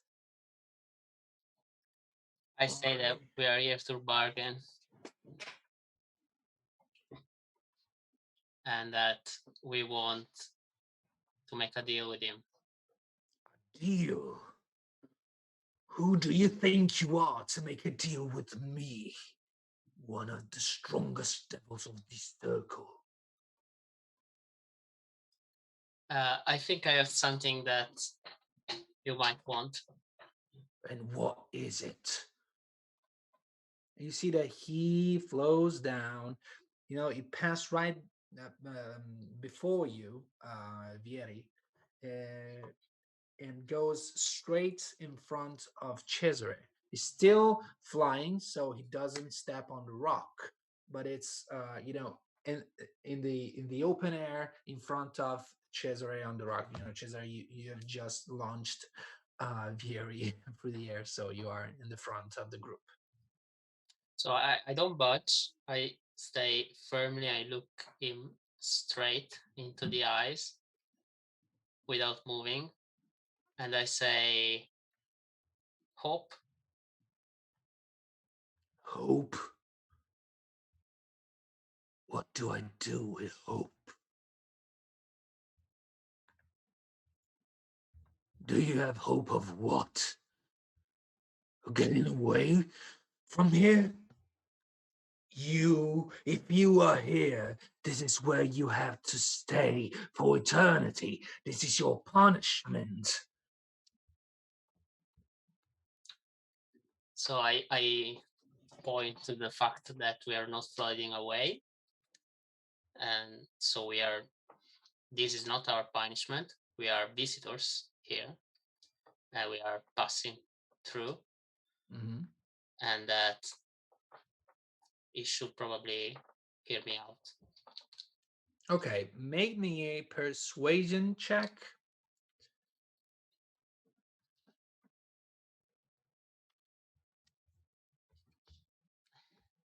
It's a 4 plus 2, but yeah, still 6. You know what? What you are talking about is nonsense. I have never seen some like you, but still I don't care. You are going to perish by this sword. And roll me initiative. And he also had, let's see. I made a 19, so it's a lot. And he tells, let's see if you are not floating away now. And he takes in a big breath. There's the initiative roll, so maybe somebody could act before him. I rolled 19 plus 4, so 22. All right. He's got a good bonus. I don't remember. No, go check it out. So, you got Madalena. 20. I got 19 plus 4, so 23. Yeah. Perfect. What about the others? I got 4 minus 1, 3. Nice. I got an 8. Cool. What about Teresa? Well, 14. 14. So let's see the devil. What is the bonus? So dexterity plus 3. So it would be a 22. Let's see if he's got some other. So we have just designed the monsters. So no. All right. So it's 22. So Madalena acts first.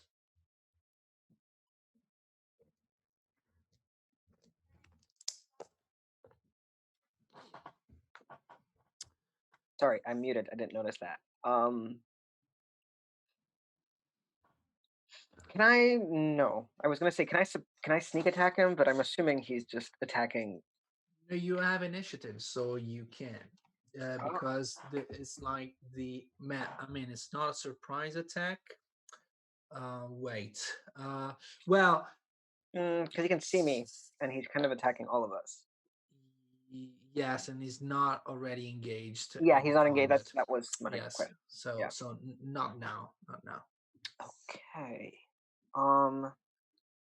Is there cover? Can I move to cover anywhere? Yes. This is not, of course, plain. This top of the rocky hill that you climbed upon. So there would probably be some rocks and even some broken columns or broken pieces of some stables. You cannot really tell, but there's some locations. Right. Excellent. Behind So what I'm which going to you do is I'm going to try to attack him first. Let's see how that goes. Spell attack. So, question: we were kind of supposed to end by this time. So, if anybody is in a hurry, and we just tell me how much time do we have? It's like half an hour, 1 hour, 20 minutes, so that I can arrange the combat. So Let's give it half an hour. Yeah. Half an I'm hour. Yeah, thinking. I Yeah. can go to Alright. half past or a little bit after half past. Yeah. Thank All you. right. Thank you very much. So I'm gonna I've got my snakes. So yeah, I'm using both. Yes. So my attack bonus is 8. Let's go. Okay. I'm going to tell you he is 17 to hit. Oh yeah, no, I got an 18 plus my attack bonus, which is 8. So I definitely hit him. Yes, definitely. So I'm using both. So Second attack. second attack is 15 plus 8. So I hit him both times. So with my first snake, D4, I do 6 damage, and then my second snake, I do 2 damage. So All right, and you have 2d6s for the poison. oh, Yes. If you see, and person damage and an additional 1d6 poison damage. yeah. So I did 6 on one and 2 on the other, so 8. So 8 plus 8. 8, so 16 damage, and then I use my cunning action to hide. Perfect. Roll me your hide roll. Yep. So that we can. And that's just stealth, right? Yes. Sorry. Oh, Stealth. yeah. No, you're fine. Oh. 20. 17. Perfect. All right. So you see that Madalena just makes a couple of steps towards the verge of the rock of the mountain, of the hill, and leans toward the devil and the asps of gold that just are always circling and turning around her wrists. Just attacks the monster, and they bite, and their poison tries to affect the creature. In fact, and it is the devil's turn, and since he had just said, let's say if you don't get hit by the winds now, he in fact tries to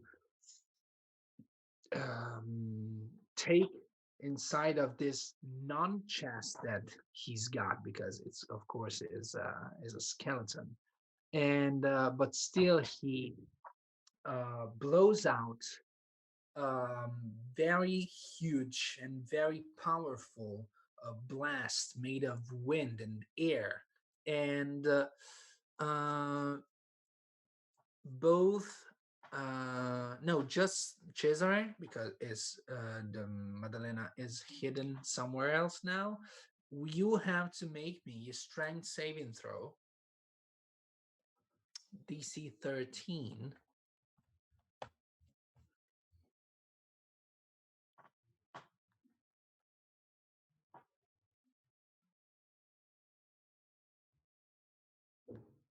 Is that the D10?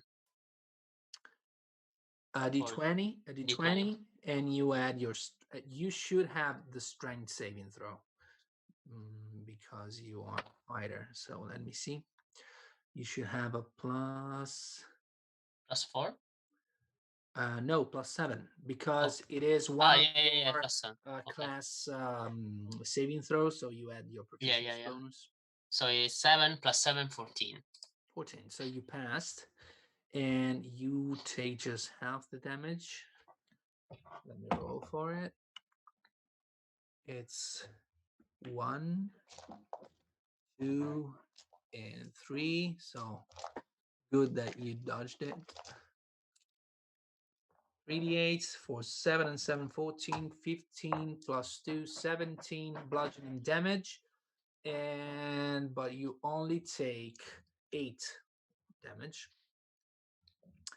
And you are not knocked prone. So you have really all right, perfect. Okay, so you resist this blowing, this wind blowing that he blows out, hitting you, and still you take some damages.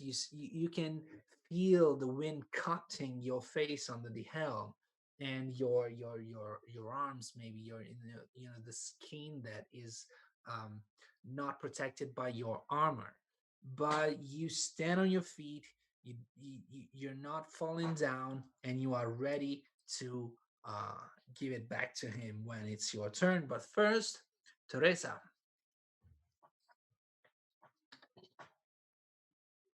Am I also getting hit by his attack? No, because you were not in the Okay. range of the attacks of the devil. Okay. I think I am going to try to attack him with my. Okay, so I also forgot. Sorry, Shira. That until Teresa, you have a huge power that we did not use here. I could have used it on the attack, on the Madalena attack that hit the same, so it's not that, it didn't affect the Justin's attack. But Teresa, until you are not hitting somebody with your spear, everybody is under the effects of a bless spell. So everybody has got a plus 1d4 to their rolls. So you have to think about if you want to hit. If you do this, this white and divine banner of yours that warms the hearts and the souls of your companions. If you successfully hit an enemy, this is going to be blood red stained more and more, and it loses immediately this blessing effect on your companions. It's still of course, a choice that you can make, because if you have to do it, you have to do it. But please think about it. This is what your character is made to embrace, the moral dilemma on helping the others, or Okay, well, as much as I would like to attack him, I'm also going to move towards where Madalena is. all right. And you try to hide yourself. Yeah. All right. And you also have, let me see, some good Well, you could, for example, stay beside Cesare and help him out with with um, with your ability to protect him, which is, let me see that, should be here. Well, you have a great ability, which is called Mine Will Be Done. You can use your Channel Divinity as a bonus action, which is a power that the Paladin has and that we restyled. And you can make an enemy fall prone. And so it's one thing you could do. You can, let me see. Well, you can give whole points, but it's not really the case now. Well, that's in fact what you could do. You can, of course, you have spells, so you could cure wounds to your companions. You could cast the blindness, deafness spell upon the devil. So if a creature gets blinded or deafened, it's got some disadvantage on their rolls, so it could be useful. You have Scorching Ray that makes some damage. You have Shield of Faith that can grant you a bonus at the AC. You have Guide that gives, if you hit the target, another of your companion has advantage on their next attack. So you can probably get away from the combat and maybe cast a spell and do a favor to your, help out your companions. If you want to think about it and look at the spells, we can go with Vieri, and then maybe, or if you have already thought about it, we can just tell me. I was trying to explain you what you can maybe do beside hide yourself. I think I'm gonna try out the Mine Will Be Done. All right. And see if I can get him to full face mode. All righty then. So you use your Channel Divinity, so you probably are invoking the Lord's name and the Lord's power, and you are trying to defeat to weaken the defenses of the devil. And I have to roll a Wisdom saving throw against, a spell DC is 14. And I also have disadvantage on this because the devil, of course, is a fiend. And all right, let's see if he's going prone. So with disadvantage, I could have made it, though, because it's a 10 plus. It's wisdom. It's just +2, so I did not make it. And you can see this kind of force wave that just goes out of your paladin companion, and the devil just fell on his back right onto the rock upon which Vieri stands.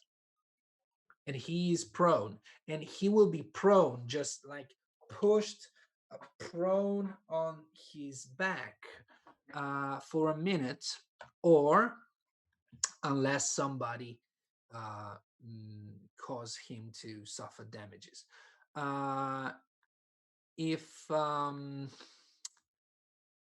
If you attack Vieri or Cesare after Vieri, you have advantage on the roll, but then he will be able to stand up again, of course. So, Vieri, good job, Theshira. Thanks. So I'm on the stone with him. So I have 2 magic daggers, which I equip, which I take in my hands, and which I charge at him with. And Alright, attack. so you have advantage on the roll. Yeah. So that's 2d4s. Yes. So you have 2d20s to roll to hit. You has plus 2d4s to add to the d20 because the banner of Teresa's banner is not yet bloodstained. So Okay, so first of all, I rolled my 2 d20s. 2d20s first, then the 2d4s. Okay, One for each. So I choose the higher value, which is 14. Yes, plus the d4 now. Okay. Plus 4. All right. So what was it? 14, right? 14, yeah. So, okay, so 18 plus, because you have a... Yeah, plus 4. Exactly. No, plus, yes. No, with the daggers is plus 7. The attack bonus is plus 7. Yeah. I see yes, it. Yeah. Yes. So you hit the guy and make me the second attack. Yeah, so that's a 14. So hit. Plus 1. 15 plus 7, so it... Yeah. Of course. Yeah. And now you can roll me the damage dice. So 2d4 plus 8. Or roll me 1d4 plus 4 and 1d4 plus 4, please. Yeah, that's 4 plus 4, so 8. Mm-hmm. And the last d4, that's a 1 plus 4, so that's 5. All right, so 8 and 5.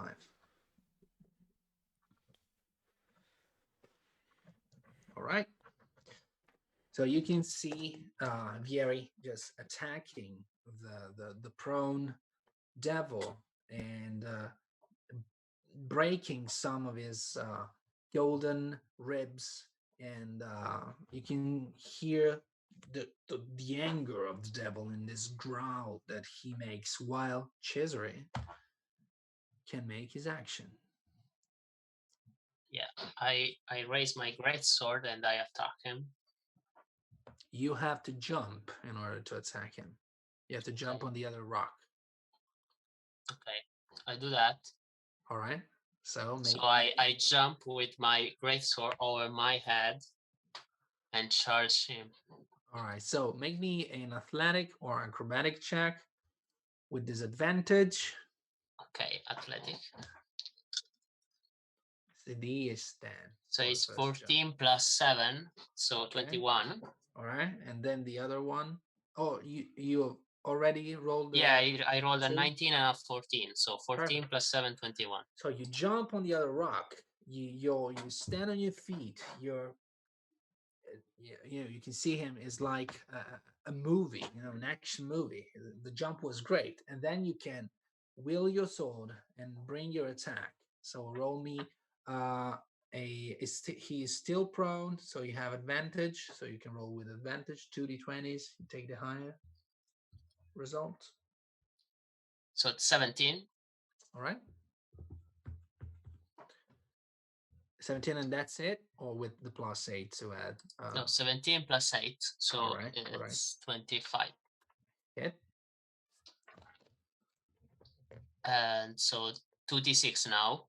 2d6s, yes. Yeah. Can I use the Embrace Sin? The Embrace Sin trait, yes. Oh, see, so that you know, every time you hit a creature with your sword with the burden, this magic features of the burden that allows you to basically, the burden is the contrapasso with which the more pain you inflict, the more pain you will be able to inflict. This is not a contrapasso, sorry. This is the Inferno, the hell trying to take your soul. Okay, so once you hit your target, you gain 1 blood die. If you can see on the back of your character sheet, the blood die is a 1d6 that you can spend in order to do 1d6 extra damage. And you can already spend it, but for every die that you accumulate on the sword, your AC is gonna go down. You can't not do this. Okay, every time you hit, you gain this, but you can expand it right away, even though the -1 to the AC will last until the end of the beginning of your next turn.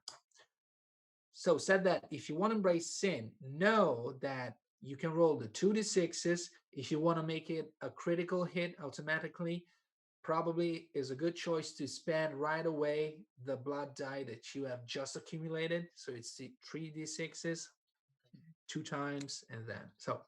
Okay, I'll do that. So three d6. I have 4, 4, 2. 4, 4, 2, and And then other again. 3d6s. Yeah, exactly. 3, 3, 4. All right, so you embrace sin so you can feel the same thing that you felt with the devil before. So this heaviness taking you from the inside of your guts, but still you put so much of this powerful hope. You convey hope to make more damage as possible. And you can hear, in fact, the devil scream again. And it's 4, 4, 2, so it's a 10, and 3, 3, 4, it's 16 and 20 damages. Perfect. All right, so Madalena, it would be your turn, but this devil, which is pretty a funny guy, has got some lair actions. So lair actions are going to but Madalena rolled a 23, so you act before the lair action. So your turn. Right. Sorry, So I'm still mistake. hiding, Yes. and I sort of peek over, and of course I don't know any of the forthcoming actions. So I just kind of like peek over and see that like the rest of the gang sort of has this under control. Yes. And so I just hang back, and I just stay hidden. Right. I just stay hidden. Right. I appreciate this interpreting, and in fact, you see that you choose to stay hidden, to remain hidden, and in fact, you suddenly feel you made the right choice, because all your companions are now getting, you can hear the devil say, "You will be destroyed once," and you can feel, the wind starting to whirl like a sort of a tornado all around you. So it's taking Cesare and Vieri and even Teresa, that is on the other rock, but still in the range of this lair action. And you all have to make me a wisdom saving throw, because you can, this tornado is not really pushing you away, but it's taking up all sorts of debris and small rocks and powders and dust that really start to hurt your eyes. So make me a wisdom saving throw, please, or prepare to be blinded. I got 11. All right. Which is pretty low, if you ask me. Oh. So Teresa, I in fact, you are immune to this because you I'm already blind. already blinded. Yes. I got 6.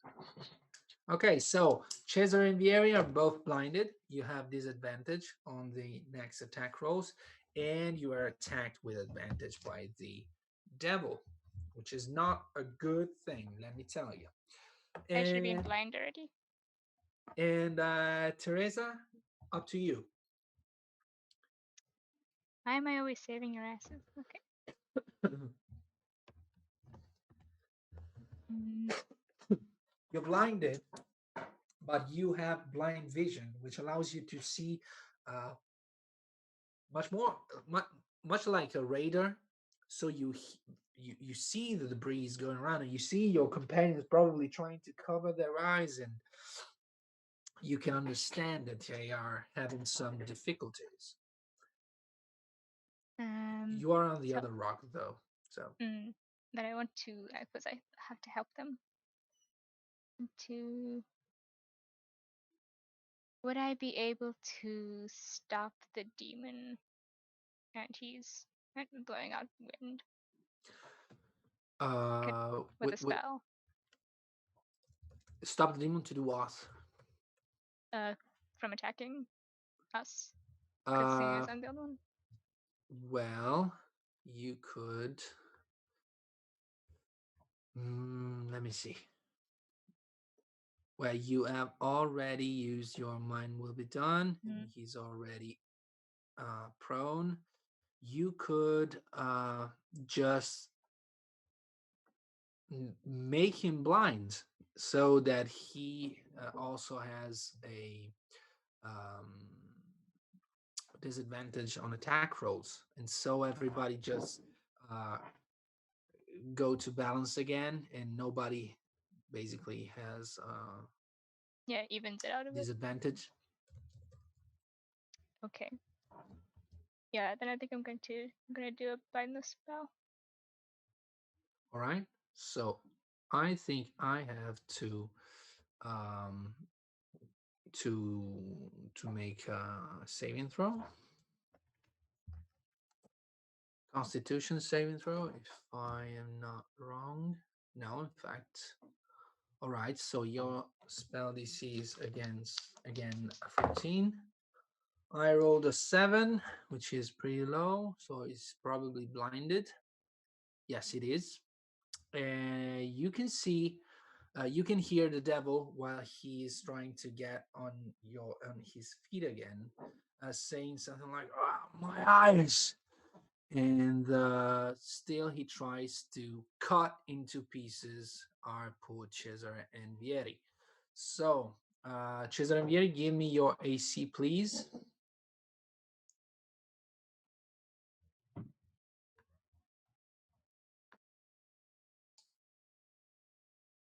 I have 17.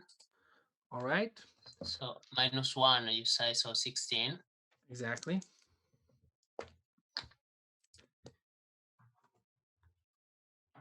Let's see. So he's got. Wait, I was looking at another sheet. He's got multi-attacks, so it's 2 attacks. So let's see. 1 and 2 on the D4 is Cesare, 3 and 4 is Vieri. So let's roll 4. So 3 Vieri, 1 attack, and 1 Cesare the other one. So 1 for both. So it's 14 plus 8 upon Cesare. I think it hits. And 15 plus 8 upon Vieri. So you both got hit. So Vieri, you take a lot, which is 16 plus 4, 20 damage. And you have to make me a Constitution saving throw.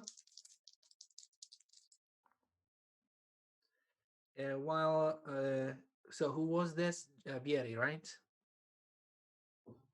Yeah.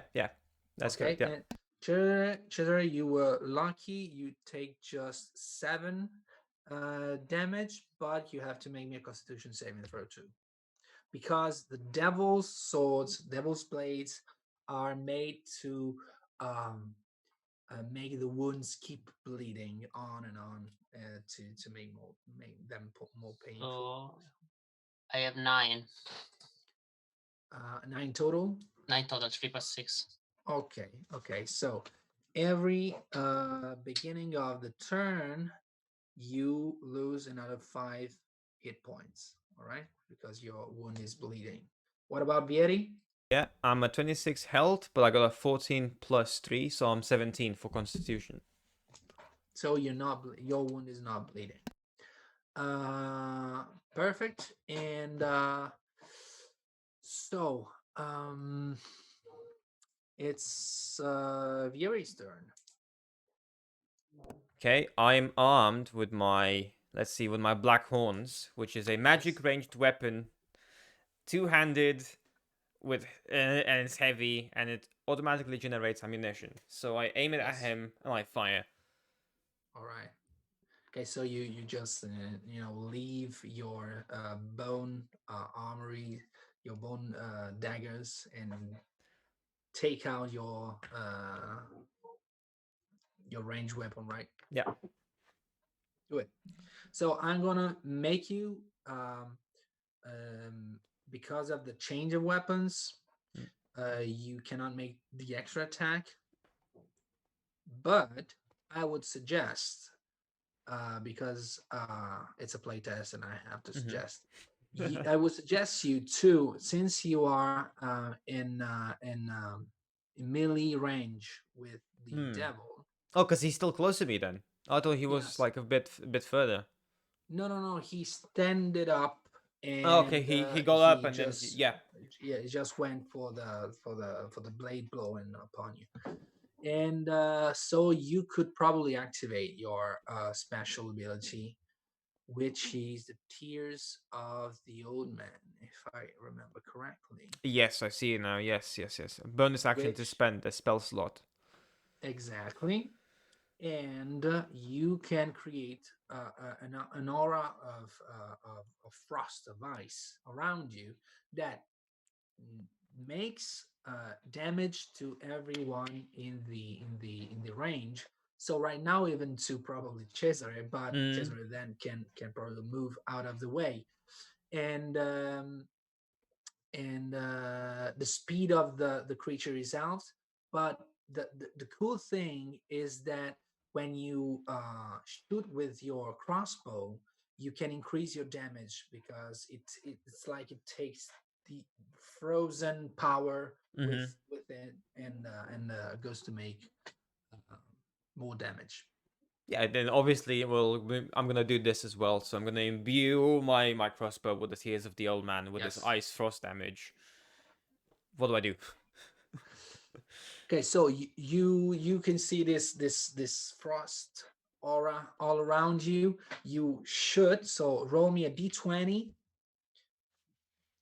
Although you are blind, he is blind too. So it's a mechanical paradox with which you are not really disadvantaged to attack him because he does not know how to defend himself. So it's this, but that's how these rules work. And did you roll the d20? Yeah, that's 6 for the d20. Do I add anything to it? 6 plus 8 or 7? Plus 9 for the black horns for the attack bonus. Plus 9 plus a d4 because of the blessing of Teresa. And let's hope it's a good number. That's a 2. That's a 2. So a 9 and 2, it's 11. Plus, how much was it? Plus 9. Total? Plus 9. Because it was lost the count. It was a 9 for the d20. It was a 2 for the d4. Plus 9 for the attack bonus for the black horns. Okay, so you hit.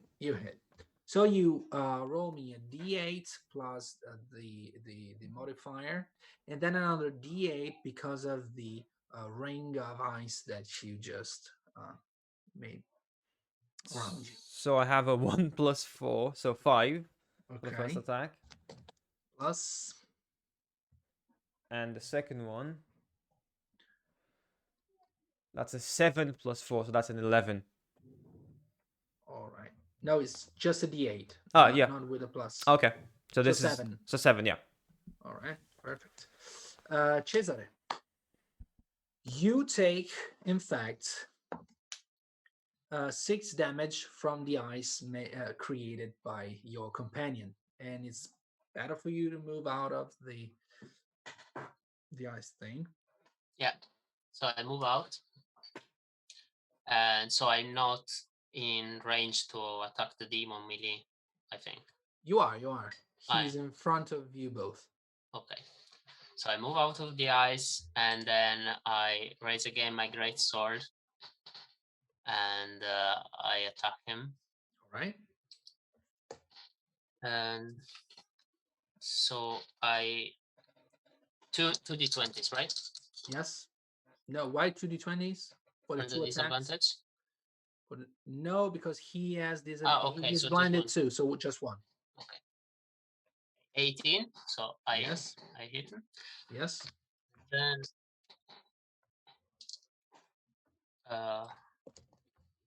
so I get one more d6 this turn. Yes. Yes. So 4 d6s. So 4 d6. No, the No? one that you have already expended is Okay. gone. So 3. Yes.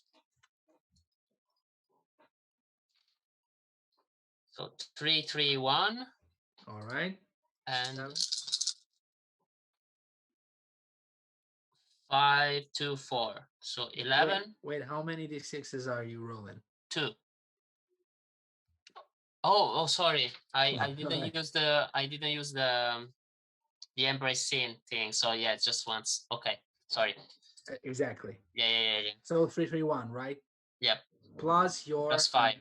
Plus 5. Perfect. So it's 7 plus 5. Perfect. Yeah. Perfect. So it's Madalena again. Are you staying behind that rock? I mean, see, I'm torn right now because, like, on the one hand, out of character, I do want to help my friends, but in character, I think she just, I mean, they're blinded, there's ice. It's a mess. She's just staying behind. I'm sorry.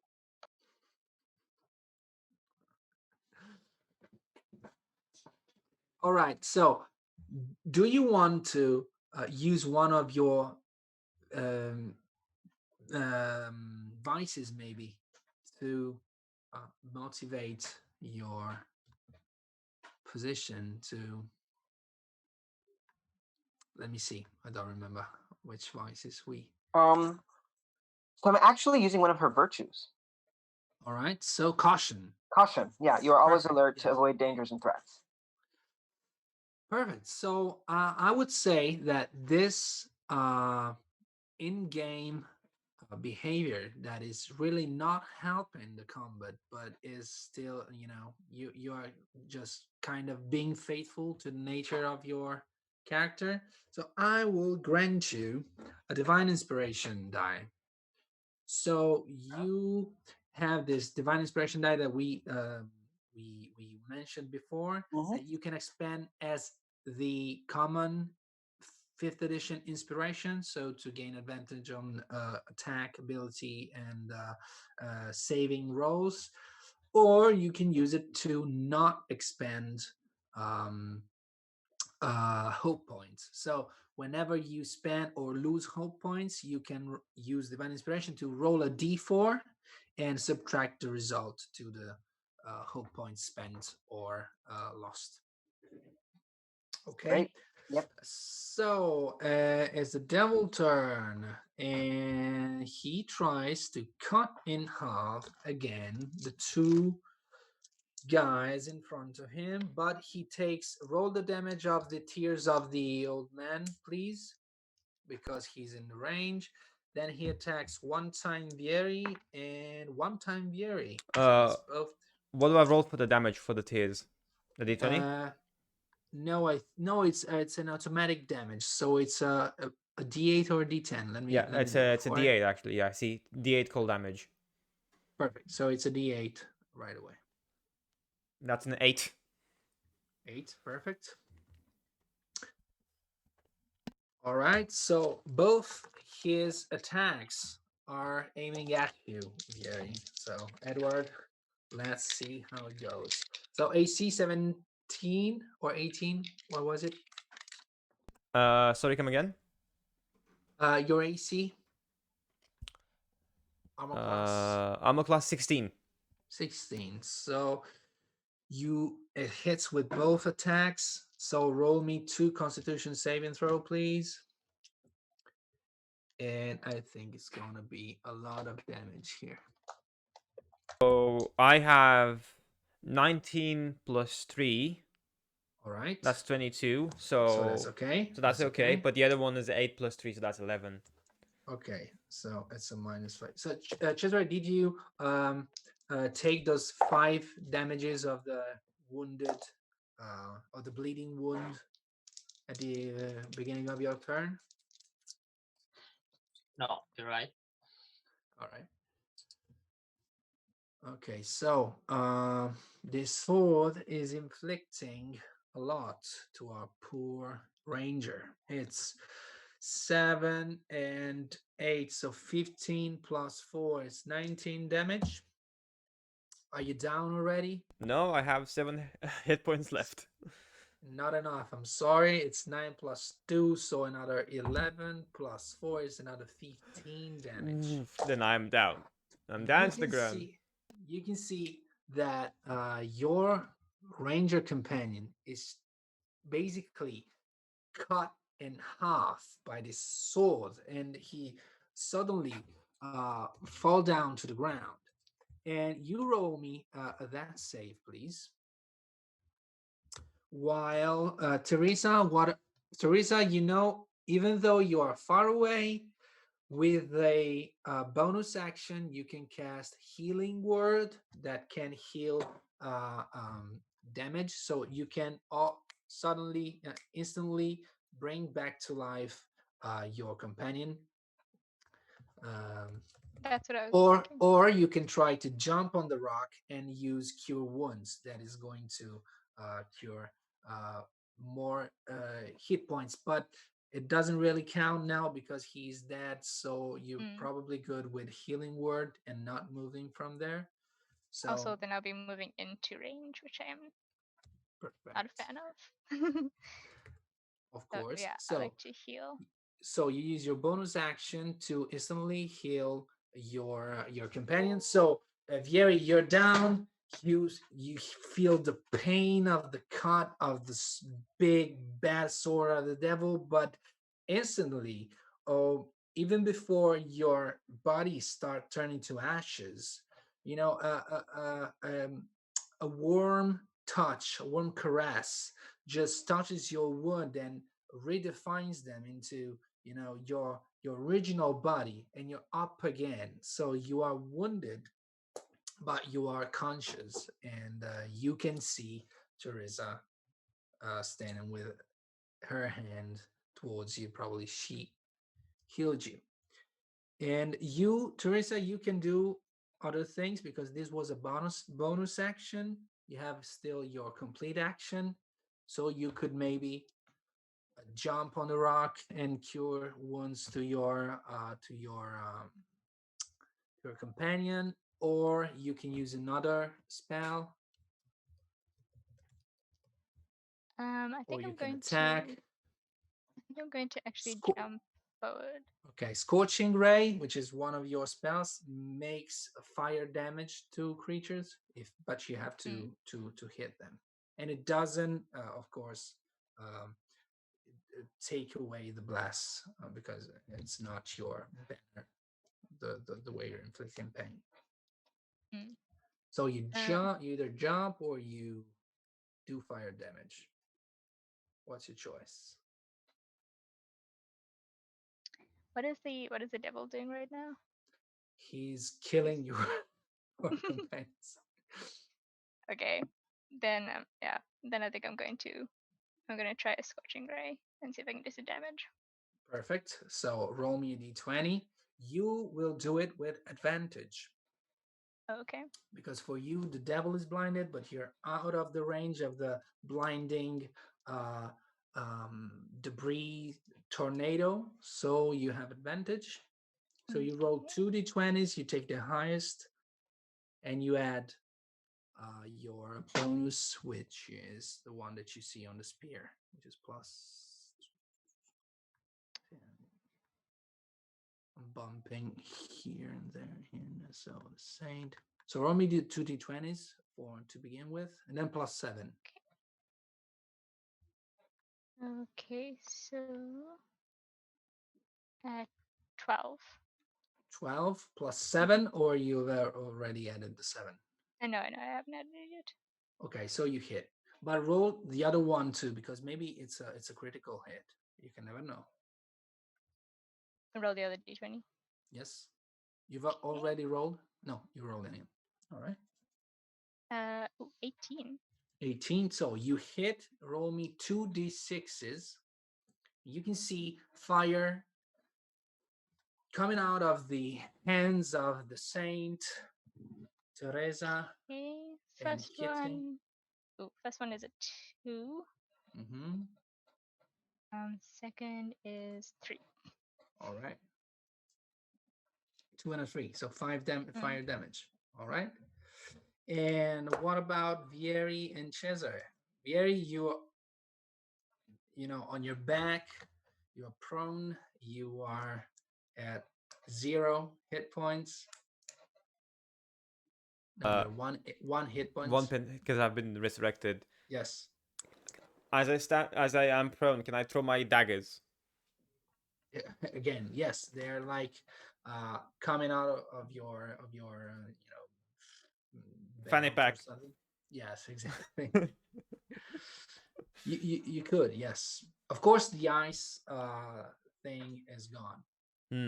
Yeah, so I do that, then I get my daggers out, and I'm like, okay, take this. I throw my daggers. All right, so roll the 2d20s. Note for the advantage, but for both the attacks. It's 5. It's 2 5s, 5 and a 5. So you miss. And Cesare. So you jumped. You hear. You see.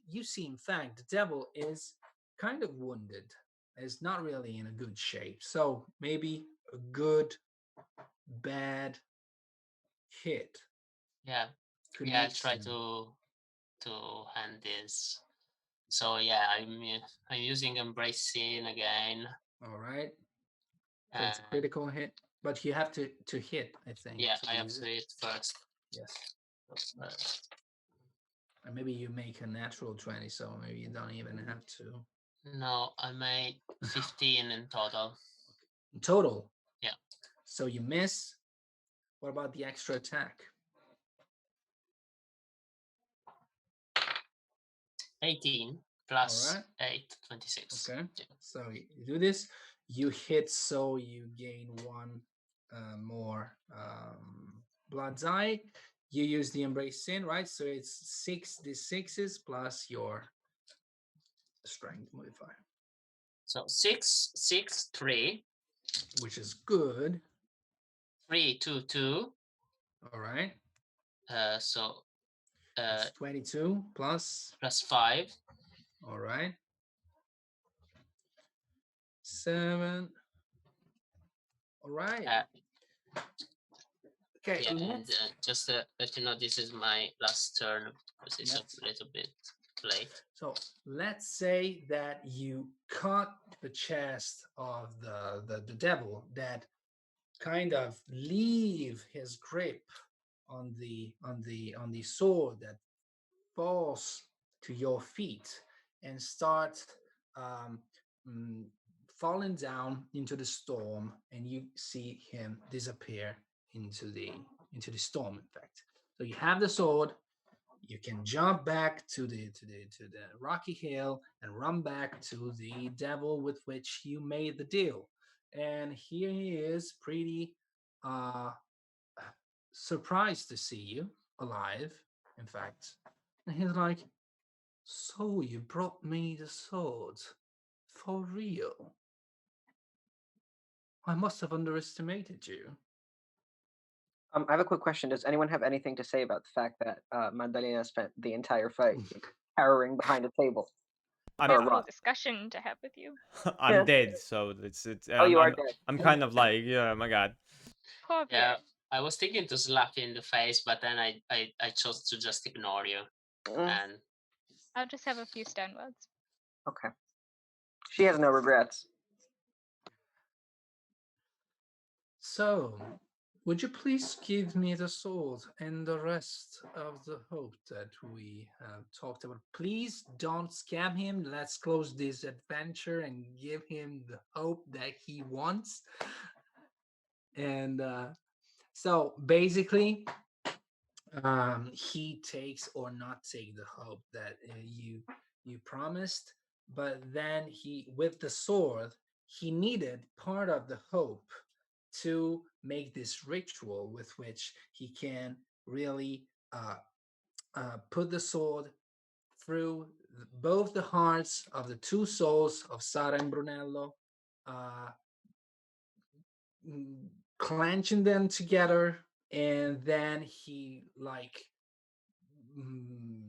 makes them jump into the storm, and so they fly away. Sara looks both at Vieri and Cesare with full of, with eyes that are nothing but grateful, and you can see one of the tear of Sara just leaving their eyes and touching the ground in front of you all and becoming a beam of gold that fills you with 1 point of hope each.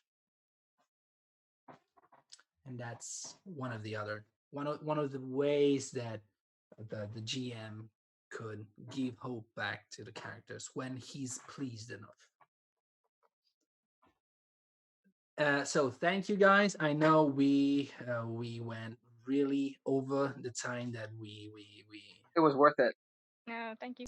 Absolutely, yeah. Thank you. we had a lot of role play in the first part, so we had to cut off a bit of the combat. But I know that people that plays role playing games are sometimes more happy with the role play part. And I mean, the combat is nothing really different than the standard 5th edition game. So playing the Infernal theme probably was more important on a certain point of view. So thank you guys. It's been a Thank you. pleasure. Yeah, lots of fun. Thank you. So look at my big boy here. Hello. Hello.